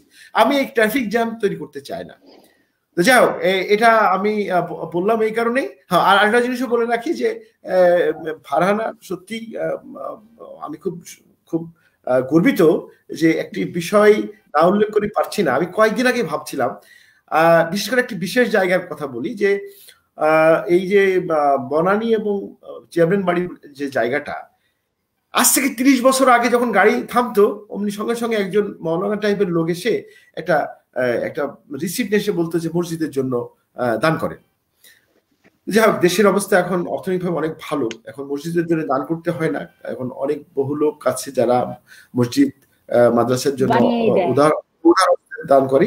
কিন্তু সেই জায়গাটাতে একটা ভিন্ন দৃশ্য আমি দেখে গর্বিত হই। সেটি হলো, এখন আমি এই তো গত 3 দিন আগেই আমি আমার গাড়িটাই, আমি সেদিন শুক্রবার আমি নিজেই চালাচ্ছি, তা আমি তার সঙ্গে সঙ্গে একটি দেখি যে ওই লিঙ্গ, তৃতীয় লিঙ্গের একটি মেয়ে এসে হাত বাড়িয়ে দিল। আমি সঙ্গে সঙ্গে আমার সাইডে রাখা 20টা টাকা তাকে হাতে দিয়ে দিলাম। দিয়ে আমি খুব গর্বিত বোধ করলাম যে এই জায়গাটার একটা যে পরিবর্তন, সেটা হলো এই জায়গাতে আগে কি ছিল, আজকে 30 বছর এসে দেখছি, এবং এদের জীবন কি ছিল। এরা কি করতো আগে? নবজাতক শিশুদেরকে নাচানোর নামে কখনো জোর জবরদস্তি করে, কখনো সন্ত্রাস করে জোর করে টাকা আদায় করতো, কারণ সেই টাকাটা তাদের দরকার ছিল, তাদের এই টাকাটা ছাড়া তাদের জীবন নির্বাহ হতো না। তো এই যে একটা ব্যাপার, যে মানুষজন 10 টাকা 5 টাকা কেউ দিচ্ছে না, কিন্তু কেউ কেউ তো দিচ্ছে। এই যে সারাদিন তারা ব্যস্ত থাকছে টাকা তোলা নিয়ে। হ্যাঁ, হতে আমার মনে হচ্ছে যে এখানে কেউ কেউ হয়তো 1000 টাকাও দিনে ইনকাম করছে বা 2000 করছে। আমার খুব ভালো লাগছে যে তারা তো মানুষ, তাদের জন্মের জন্য তো তারা দায়ী নেই, তাই না? অতএব তাদেরকে যে কেউ দায়িত্ব না নিক, তারা যে একটা বিকল্প ধারা সৃষ্টি হয়েছে, আমি মনে করি যে এখান থেকে অনেকের চিন্তা ভাবনা আসবে যে হ্যাঁ, ওদের করা যায়। যাই হোক, আমি আমার নিজের মানে মূল প্রশ্ন থেকে সরে গিয়ে আমি অন্য কথা বেশি বললাম। তারপরে আমি বলি, আচ্ছা, কবিতা নিঃসন্দেহে কবিতা এবং কথা সাহিত্যই বলি, কারণ আমি আসলে প্রবন্ধই না, মাঝে মাঝে ছোট গল্প লিখি, সেটি খুব বেশি না, খুব অল্প। সেটা সেই কারণে বলি, 2 ভাগে ভাগ করি, যে কবিতা এবং কথা সাহিত্য সম্পূর্ণ মানে স্বতন্ত্র দুটি ধারা। এখানে যেটা আমি যেহেতু সবার মতো একটু আলাদা, যে সবাই কবিতা দিয়ে শুরু করে, প্রতিহিংস লেখকই, এবং আমরা সবাই জানি যে হুমায়ুন আহমেদ নারী তার বোনের নাম দিয়ে প্রথম কবিতা ছাপছিল পত্রিকায়, অর্থাৎ কবিতা দিয়ে শুরু করেছিল।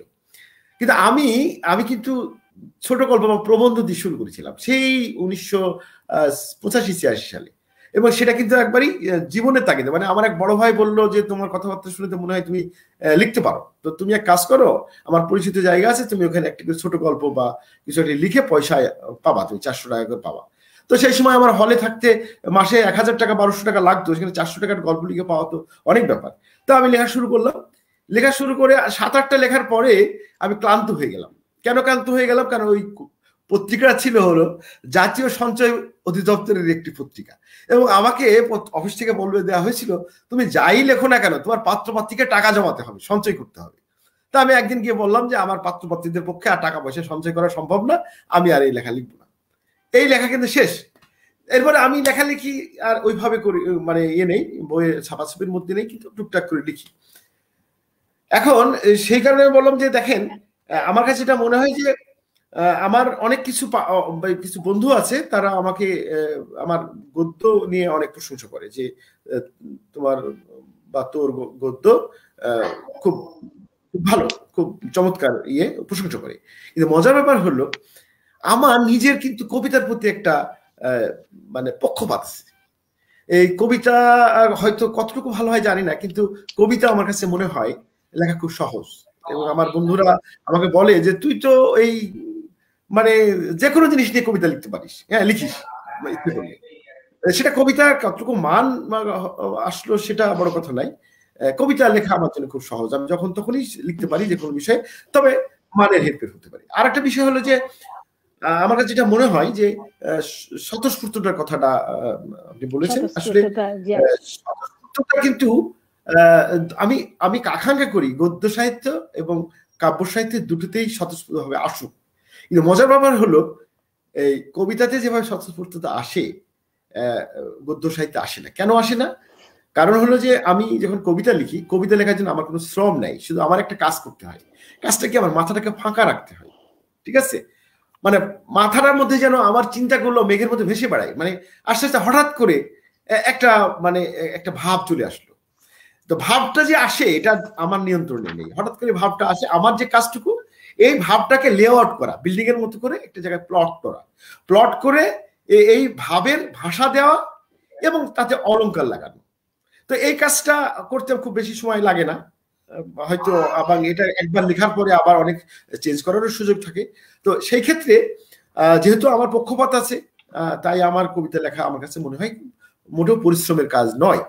কিন্তু গদ্য সাহিত্য, বিশেষ করে প্রবন্ধ লিখতে গেলে বা ছোট গল্প লিখতে গেলে আমার মাথা যখন শুরু করি, এটা শেষ না হওয়া পর্যন্ত ওই গল্পটা বা ওই বিষয়টা আমার মাথার সমস্ত স্পেস দখল করে রাখে। কারণ একটার পর একটা যুক্তি, যেটা যুক্তিগুলা দিচ্ছি সেই যুক্তিগুলা কতটুকু যুক্তিযুক্ত, বা সেই গল্পটার মধ্যে মানে আমি যদি লিখি সেটা পরবাস্তবতা, সেটা আসলে পরবাস্তবতা এবং বাস্তবতার মধ্যে কোনো মানে কি বলবো যে মিশ্রণটা সুসংগত হলো কিনা, বা এই গল্পটা লিখছি, এই গল্পটা আসলে পাঠকের মধ্যে কোনো মানে ভাবের উদ্যোগ করবে কিনা, এটা একটা ফ্ল্যাট গল্প হলো কিনা যেটা পড়ে মানুষজন মনে করবে যে এটা যে এই এটা ফ্ল্যাট গল্প, এটা সময় অপচয় হলো, মানে এই ধরনের বিষয়গুলো আমার মাথায় কাজ করে। তখন স্বাভাবিকভাবেই গদ্য লিখতে গেলে আমাকে অনেক চিন্তা করতে হয় এবং অনেক আমার কাছে পরিশ্রমও লাগে। তবে এখানে পলি আপার কথা শুনলাম, উনি খুব চমৎকার কথা বলেন। উনি যেভাবে বললেন এই ধরনের গল্প বই পড়তে সবারই ভালো লাগবে, এ তো অনেকটা কবিতার মতোই। তারপরে মৃদুলের কথা আর কি বলবো, যেহেতু মৃদুলের সাথে আমার একদিন পরিচয় হয়েছে, মৃদুল আমার অনেক ছোট, তারপরে মৃদুল এত চমৎকার করে কথা বলে যে আমার একটা দুর্নাম আছে যে আমি খুব প্যাচাল টাইপের লোক, মানে আমি যে আসলে থাকি সাধারণত অন্য কেউ খুব একটা কথা বলার সুযোগ পায় না। এটা আমার বন্ধু বান্ধব, বিশ্ববিদ্যালয় জীবন থেকে বন্ধু বান্ধবের একটা চরম অভিযোগ যে তুই থাকলে তো আর কোনো বিষয়ে আমাদের কথা বলার থাকে না। তো মৃদুল কিন্তু আমাকে অনেক পিছনে ফেলে দিচ্ছে, মানে মৃদুলের কথা আমি শুনছি, মুগ্ধ হয়ে শুনছি। মৃদুল এত চমৎকার করে কথা বলছে, যেন এটা অসাধারণ ভাবে প্রতিটি বিষয়কে সে তুলে ধরছে। এটা কবিতা, গল্প, মানে কথা সাহিত্য, গদ্য সাহিত্য, স্মৃতিসৌধ সাহিত্য সব একাকার হয়ে যাচ্ছে। তারপরে যে নন্দিনী দিদিকে তো আমি জানাতেই পারলাম না, উনি চমৎকার আবৃত্তি করেন, আমি তো আগেও বলেছি। তো যাই হোক, তো যে প্রশ্নটা আমি কনক্লুড করতে চাচ্ছি সেটা হলো যে এই দুটো ভিন্ন ধারা হলেও দুটির প্রতি আমার দরদ আছে, কারণ আমি শুরু করেছিলাম যেহেতু কথা সাহিত্য দিয়ে, সেটার প্রতি আমার দরদ আছে। কিন্তু আমার এটা লিখতে গেলে অনেক সময় লাগে, আমি অলস মানুষ, সেই সময়টা আমাকে দিতে গেলে আমাকে অনেক কাজ বন্ধ করতে হয়। নিঃসন্দেহে আমার স্ত্রী সেই সুযোগটা দেয়, সেই সব কাজ করে, আমি মাঝে মাঝে কিছু কাজ করে দেখাই যেটা আসলে তেমন কিছু না, সেটা তাকে আমি কৃতজ্ঞতা জানাতে হবে। এখানে আমরা আজকে অনুষ্ঠানে আসছি যে পদ্মার অন্তরালে থেকে যে এই অসাধারণ কাজটি করছে তাকে কৃতজ্ঞতা জানাই। তারপরে ফারহানার কথা কি বলবো, যে তার উপস্থাপনার ভঙ্গি একেবারে অন্যরকম, মানে কিছু কিছু সত্যি সামনেই বলি, এত স্নিগ্ধ, এত মানে সহজ সরল, যে সরলতার মধ্যেই তো আমার ভালো লাগা। তাহলে তুমি কেন কপটতার মধ্যে আশ্রয় নাও? মানে আমি এইভাবে একটা কবিতার লাইনই বললাম, হয়তো এটা কোনো আমার একটা কবিতার থেকেই বলি যে সরলতাতেই আমার মুগ্ধতা, তুমি সেই সরলতাকে অস্বীকার করো। তো আমি ফারহানার এই ইয়েতেও আমি মুগ্ধ, কারণ সে এত আস্তে আস্তে ছোট ছোট সেন্টেন্স বলে মুগ্ধ করে। আমি খুবই ভালো লাগলো আমার। তো আমার মনে হয় আমি এখন থামি। ধন্যবাদ। ধন্যবাদ জোহা ভাই। একদম শেষে আমরা সবার কাছে আবার একটু একটু করে আবার লাস্টে আসবো, আমাদের হাতে আর বেশি সময় নেই। পলি, তোমার কাছে একটা প্রশ্ন ছিল আমার, যে প্যান্ডামিকের সময় বইমেলা হবে কিনা, কিভাবে, সেটা তুমি নিশ্চিন্ত ছিলে না, যে আসলে যেটা সত্যি কথা, আমরা কেউ নিশ্চিত ছিলাম না, তারপরেও আমরা এই সময় বই প্রকাশে আগ্রহী হয়েছি। তোমার বেলায় কেন সেটা হয়েছে বলো? ধন্যবাদ। এই প্রশ্নটি আমাকে আরো কয়েকজন করেছে, তুমিও আজকে করলে একই প্রশ্ন। তো এমনকি আমাকে আমার কাছের কিছু বন্ধু বান্ধব এবং আমার কাছের কিছু লোকজন বলেছেন যে এই সময়ে, প্যান্ডামিকের সময় তুমি বই করো না, না করাটাই বেটার। আমিও তোকে নিষেধ করেছিলাম যে মনে হয় করিস না, আমি যাওয়া আসলে হবে না বলতে আমাদের। চাইনি, তুই তো হ্যাঁ, তুমি তো আমাকে সবসময় বলেছো যে বই করো না, এই বছরটা বই করো না। তো যে জিনিসটা হয়েছে কি, এই বছর মানে দুটো কারণে আমি বই বের করতে আগ্রহী হই। প্রথম কারণ হচ্ছে আমাদের বাংলাদেশের 50 বছর পূর্তি। আরেকটা কারণ হচ্ছে এই বছরই 2021 সালে আমাদের জাতির জনক বঙ্গবন্ধু শেখ মুজিবুর রহমানের জন্ম শতবার্ষিকী এবং বাংলাদেশের 50 বছর পূর্তি। তো এই দুটো জিনিসকে এটি আমার প্রথম গল্প গ্রন্থ। সবকিছু মিলিয়ে এই বছরটিকে স্মরণীয় করে রাখার জন্য আমি বই বের করার। যেটি সত্যি কথা, আমি তোকে বলেছিলাম না আমি চাচ্ছি না, পরে আমি দেখি মৃদুল বের করছে, তুই বের করছিস, হ্যাঁ, তুই আমাকে বলেছিলিস। হ্যাঁ, কেন তথ্য সঞ্চালন আমারটা কেন হবে না, আমি ওটা ফেলে হ্যাঁ, দিচ্ছিলাম। আমি তখন বললাম, না ওরা তো সবাই যাকে জিজ্ঞেস করে সেই দেখি নতুন বই, তাহলে আমারটার কি দোষ? যখন এই বছরটা ফারহানা, সত্যি এটা একটি তাৎপর্যপূর্ণ একটি বছর আমাদের বাংলাদেশের। সবকিছু মিলে 50 বছর পূর্তি, 50 বছর বঙ্গবন্ধুর জন্ম শতবার্ষিকী। হ্যাঁ, তো সবকিছু মিলিয়ে এই বছরটা কিন্তু স্মরণীয় হয়ে থাকবে 2021 সাল। আমি বুঝেছি, কোন একটা কারণেই আমরা সবাই এই সময়টার সাক্ষী হয়ে থাকুক আমার প্রথম গল্প গ্রন্থ। সেটাই। আর ঠিক আছে, শেষে সবার কাছে আমরা একটু একটু করে আবার আসবো। মৃদুল লেখক ও প্রকাশক মৃদুল রহমানের কাছে আমি একটু যাই, আমি দেখি ওর কাছে একটা প্রশ্ন ছিল আমার, যে মৃদুল আছে? মৃদুল কি আছো? মৃদুল মনে হয় নেই নাকি?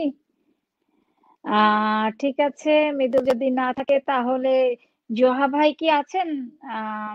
জোহা লেখক, জোহা ভাই, বুঝতে পারছি না যে মৃদুল বা জোহা ভাই ওনারা ওনাদের হয়তো প্রযুক্তির কোনো কারণে যেটা প্রযুক্তির হয়। কোনো কারণে যেটা হয়, বা আমাদের অনেক সময় হয়ে যায়, এটা কিছু করার নেই। প্রযুক্তি যেভাবে আমাদেরকে এই যে সুযোগ সুবিধাটুকু দিয়েছে, সেটাই, যে তুই নিউ জার্সিতে, আমি নিউ ইয়র্কে, নিউ ইয়র্কে একজন বাংলাদেশ থেকে। তো এটার জন্য আসলে হয়ে যায়, কিছু করার নেই। তা আমরা অনুষ্ঠানে একদম শেষ পর্যায়ে চলে এসেছি। তোমার যদি কিছু বলার থাকে বিশ্ব বাংলা কীর্তিকা, এবং তুমি বলতে পারো। আচ্ছা, আমি যেটা বলবো সেটা হচ্ছে আমাদের সবাই এসছে কোথায়, সবাই এসছে। আচ্ছা, তাহলে তুমি একটু পরেই বলো। মৃদুল, তোমার কাছে ছোট্ট একটা প্রশ্ন ছিল, যে বইমেলার নতুন বই বের হবে এবং পাঠকের কাছে নতুন বই পৌঁছে দেওয়ার আনন্দটা কি রকম ছিল? জাস্ট লাস্ট প্রশ্ন, ছোট্ট করে উত্তর দাও। এই আনন্দটা হচ্ছে একটু অন্যভাবে বলি, সেটা হচ্ছে এই বিয়ে করা বউ নতুন যখন দেখা হয়, ওই মানে খুব মেকআপ, মানে পার্লার থেকে খুব সুন্দর করে সেজে, তো এই সুন্দর করে সেজে আসাটা, এটা কিন্তু যতটা না তার বর দেখে, তার চাইতে দেখে বেশি আমন্ত্রিত অতিথিরা। আমন্ত্রিত অতিথিরা হচ্ছে সেই পাঠক। আর ওই বউটাকে ঠিক ওই মানে বহিরাবরণের বাইরে তার যে অন্তর্লোকের আলোচ্যটা, সেটা কিন্তু পর্দা সরিয়ে দেখে ওই বর। তাই বর হচ্ছে এই দৃষ্টিকোণ থেকে একজন লেখক, আর এই যে বহিরাবরণের সৌন্দর্য, সৌকর্য অনুভবের মানুষটা হচ্ছে পাঠক।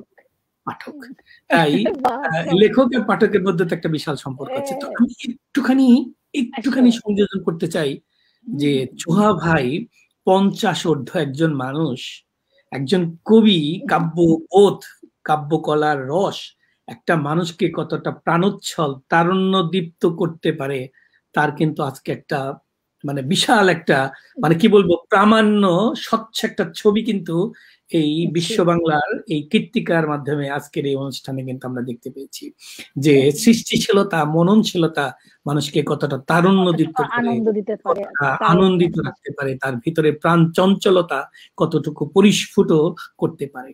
সেই সাথে ধন্য হলাম আজকে কবি ফারহানা, লেখক ফারহানার মতো একজন উপস্থাপিকার এই অনুষ্ঠানে অতিথি হতে পেরে, সেই সাথে পলি শাহিনার মতো একজন গল্পকার নয় শুধু, আমি বলবো সে আসলে একটা সব্যসাচী লেখক। তার সবগুলো লেখার ভিতরেই একটা ভিন্ন প্রণোদনা পাই, ভিন্ন ধরনের একটা আলাদা রকমের একটা আনন্দ সেখানে খুঁজে পাওয়া যায়, জীবনের কিছু মানে খুঁজে পাওয়া যায় তার লেখার মধ্যে। আর শামসুজ্জামান ভাইয়ের লেখা ইতিমধ্যে আমি ফেসবুকে যতটুকু পড়েছি তাতেই যে বললাম যে 50 একজন মানুষের তারুণ্যদীপ্তের গদ্য কণ্ঠ, তার অর্থাৎ আবেগ এবং ভাবের বহিঃপ্রকাশ তার লেখার মধ্যে চিরায়ত। এটি অব্যাহত থাকুক শামসুজ্জামান ভাই, এর জন্য আপনার প্রতি থাকবে অনেক অনেক কি বলবো দোয়া, এবং সেই সাথে আপনার এই কাব্য সুধা আপনার জীবনকে আরো উজ্জীবিত রাখুক, সজীব রাখুক এবং সমাকীর্ণ রাখুক, এই প্রত্যাশা থাকবে। সর্বোপরি এই যে আজকের অনুষ্ঠান, আমাদের এই পর্দার নেপথ্যে সিদ্ধার্থ দে নামের যে মানুষটি এই বিশ্ব দরবারে বাংলা ভাষায় আজকে এই অনুষ্ঠানগুলো করবার সুযোগ করে দিয়েছে, তার প্রতি শ্রদ্ধা, তাকে অভিনন্দন। সর্বোপরি বিশ্ব বাংলা কীর্তিকা এবং সেই সাথে ফারহানা এবং আজকের যারা সম্মানিত অতিথি এবং যারা সুপ্রিয় দর্শক শ্রোতা এই এতক্ষণ ব্যাপী এই জাতীয় অনুষ্ঠান ধৈর্য সহকারে শুনেছে, সেই দর্শক শ্রোতাদেরকে আমার পক্ষ থেকে আন্তরিক অভিনন্দন এবং শুভেচ্ছা জানাচ্ছি। ফারহানা। হ্যাঁ, আমি এখন পলির কাছে চলে যাচ্ছি। পলি, তুমি আমাদের অনুষ্ঠান একদম শেষ পর্যায়ে এসেছি, তুমি বিশ্ব বাংলা কীর্তিকা কিছু বলতে চাইলে বলতে পারো। ধন্যবাদ বিশ্ব বাংলা, ধন্যবাদ কৃতিকা, ধন্যবাদ আমি বলবো যে শব্দশিল্পী মৃদুল রহমান এবং শামসুজ্জোহা ভাই, যারা শব্দে শব্দে অক্ষরে অক্ষরে ছবি আঁকেন, তাদের প্রতি আমার শ্রদ্ধা, শুভেচ্ছা। এবং ফারহানা, মৃদুল রহমান এবং শামসুজ্জোহা ভাইয়ের নতুন বইয়ের সর্বাঙ্গীন সাফল্য কামনা করছি, পাঠক প্রিয়তা পাক, এবং ধন্যবাদ সকল যারা এতক্ষণ আমাদের সঙ্গে ছিলেন। আমি এখন চলে যাচ্ছি জোহা ভাইয়ের কাছে। জোহা ভাই, আপনি বিশ্ব বাংলা কীর্তিকা সম্বন্ধে কিছু বলতে চাইলে বলতে পারেন। আমি আজকে সত্যি একটু আবেগতাড়িত, এবং আমি ওই একটি শব্দে আমার সবচেয়ে ঘুরে ঘুরে আসছে যে আমি মুগ্ধ, আমি সত্যি মুগ্ধ। মুগ্ধ আমি এখানে বিশ্ব বাংলা কীর্তিকা, মুগ্ধ সঞ্চালন, মুগ্ধ আমি পলি আপার তার লেখালেখি এবং তার মননশীলতা এবং তার যে লেখার যে অন্তর্গত যে শক্তি সেটি আমাদেরকে সঞ্চারিত করার জন্য। মৃদুলের কথা তো আমি এর আগেও বলেছি যে ওকে আসলে এই ধন্যবাদ দিয়ে আসলে আর করা যায় না, কারণ আমি আসলে এই একটা কথাই বলেছি মুখ দিয়ে, সেটা মুগ্ধ আর মুগ্ধ। আর সবচেয়ে যে বেশি লাগছে যে একটা মানুষ এই 2 ঘন্টা ধরে পর্দায় না থেকে, পর্দার পিছন থেকে আমাদেরকে চালিত করতে, অর্থাৎ আমাদেরকে উজ্জীবিত করে রেখেছে, আমাদেরকে জীবন্ত করে রেখেছে। আর সবচেয়ে শেষে আমি যেটা বলতে চাচ্ছি যে দর্শক যারা আমাদেরকে দেখছে এত কষ্ট করে, আমি জানি মানুষ খুব ব্যস্ত, এবং আরো একটা কথা আমি শেষে বলি, সেটা হলো যে আমরা যা লিখি এটা এমন না ভিন গ্রহ থেকে এই ভাব, এই অনুভূতি, অনুভবগুলো আসে, প্রতিটি পাঠকের মধ্যেই এই অনুভবগুলো আছে। আমি যখন লিখি, যখন তারা বলে যে আমারও তো এটা মনে ছিল, তুমি লিখলে, মানে যখন আমার লেখাটা তার মনে হয়, তখনই কিন্তু আমার লেখাটা একটা কবিতা হয়ে ওঠে, ছোট গল্পটা ছোট গল্প হয়ে ওঠে, যে কোনো শ্রুতি সাহিত্য হয়ে ওঠে। কখন ওঠে? পাঠকরা যখন কমিউনিকেট করতে পারে, অর্থাৎ ওই যে মানে বললাম না যে জবাব দিতে ধরনের জিনিস, যে সেটা হচ্ছে কমিউনিকেশন। অর্থাৎ আমি যদি পাঠকের সাথে মানে সম্পূর্ণভাবে কমিউনিকেট করতে পারি, অর্থাৎ যোগাযোগটা স্থাপন করতে পারি, সেখানেই আমার সাকসেস। তো আবারও বলবো যে পাঠকরা এত ধৈর্য ধরে এত সময় ধরে প্রায় 2 ঘন্টা হয়ে চললো আমার বিশেষ করে যারা দেখছে এবং আমি দেখলাম যে অনেকেই খুব আমাদেরকে খুবই উজ্জীবিত করছে, অনেককে অনুপ্রেরণা দিচ্ছে। সত্যি তারা এত উদার এবং তাদের এই জিনিসটা আমাকে আমাকে আমার মনে হয় যে আমৃত্যু আমাকে এই সাহিত্য চর্চায় এবং এই সাধনায় আমাকে জাগ্রত রাখবে। আমি এই বলে আর আজকে আর যেহেতু অনেক সময় হয়ে গেছে, গল্পে গল্পে অনেক সময় হয়ে গেছে, আমি সবাইকে ধন্যবাদ জানিয়ে এখানে শেষ করছি। সবারই মঙ্গল হোক, সবাই ভালো থাকুন। ধন্যবাদ জোহা ভাই। আসলে এত সুন্দর একটা অনুষ্ঠান আমার আমি নিজে সব মানুষজন এবং নিজের যেগুলা পছন্দ করি সেই বিষয়ে আলোচনা, আমাকে আসলে মনে হচ্ছে না যে আমি কাউকে ছেড়ে দেই বা আমি এটার ভিতরে আরো কিছুক্ষণ থাকি, কিন্তু কিছুই করার নেই, সময় শাসন করছে আমাদের। হ্যাঁ, সময় শাসন করছে, সব ব্যস্ততা। হ্যাঁ, আবার আমরা এখানে মিলিত হব। আজকে আমাদের বিষয়বস্তু ছিল নতুন বই ও লেখক সমাচার। আমি সবাইকে অভিনন্দন, যাদের নতুন বই বের হয়েছে এখানে যারা আছেন এবং আমাদের বন্ধু বান্ধব যাদের সবাই নতুন বই বের হয়েছে সবাইকে আমি অভিনন্দন জানাচ্ছি আমার নিজের থেকে এবং বিশ্ব বাংলা পক্ষ থেকে, কীর্তিকার থেকে। আবার আমরা এখানে আজকে এসেছি আমরা 4 জন অতিথি নিয়ে, যে ভীষণ ব্যস্ত ওনারা এত ব্যস্ততার মাঝেও আমাদেরকে সময় দিয়েছেন। আমরা সত্যি কৃতজ্ঞতা জানাই বিশ্ব বাংলা পক্ষ থেকে এবং কৃতিকা পক্ষ থেকে। আবারও দেখা হবে সামনের সপ্তাহে নতুন কোনো বাচিক শিল্পী এবং নতুন কোনো লেখক নিয়ে। সেই পর্যন্ত সবাই ভালো থাকুন, সুস্থ থাকুন, নিরাপদে থাকুন। শুভরাত্রি সবাইকে এবং শুভ সকাল এবং শুভ দুপুর যে যেখানে আছেন। ধন্যবাদ।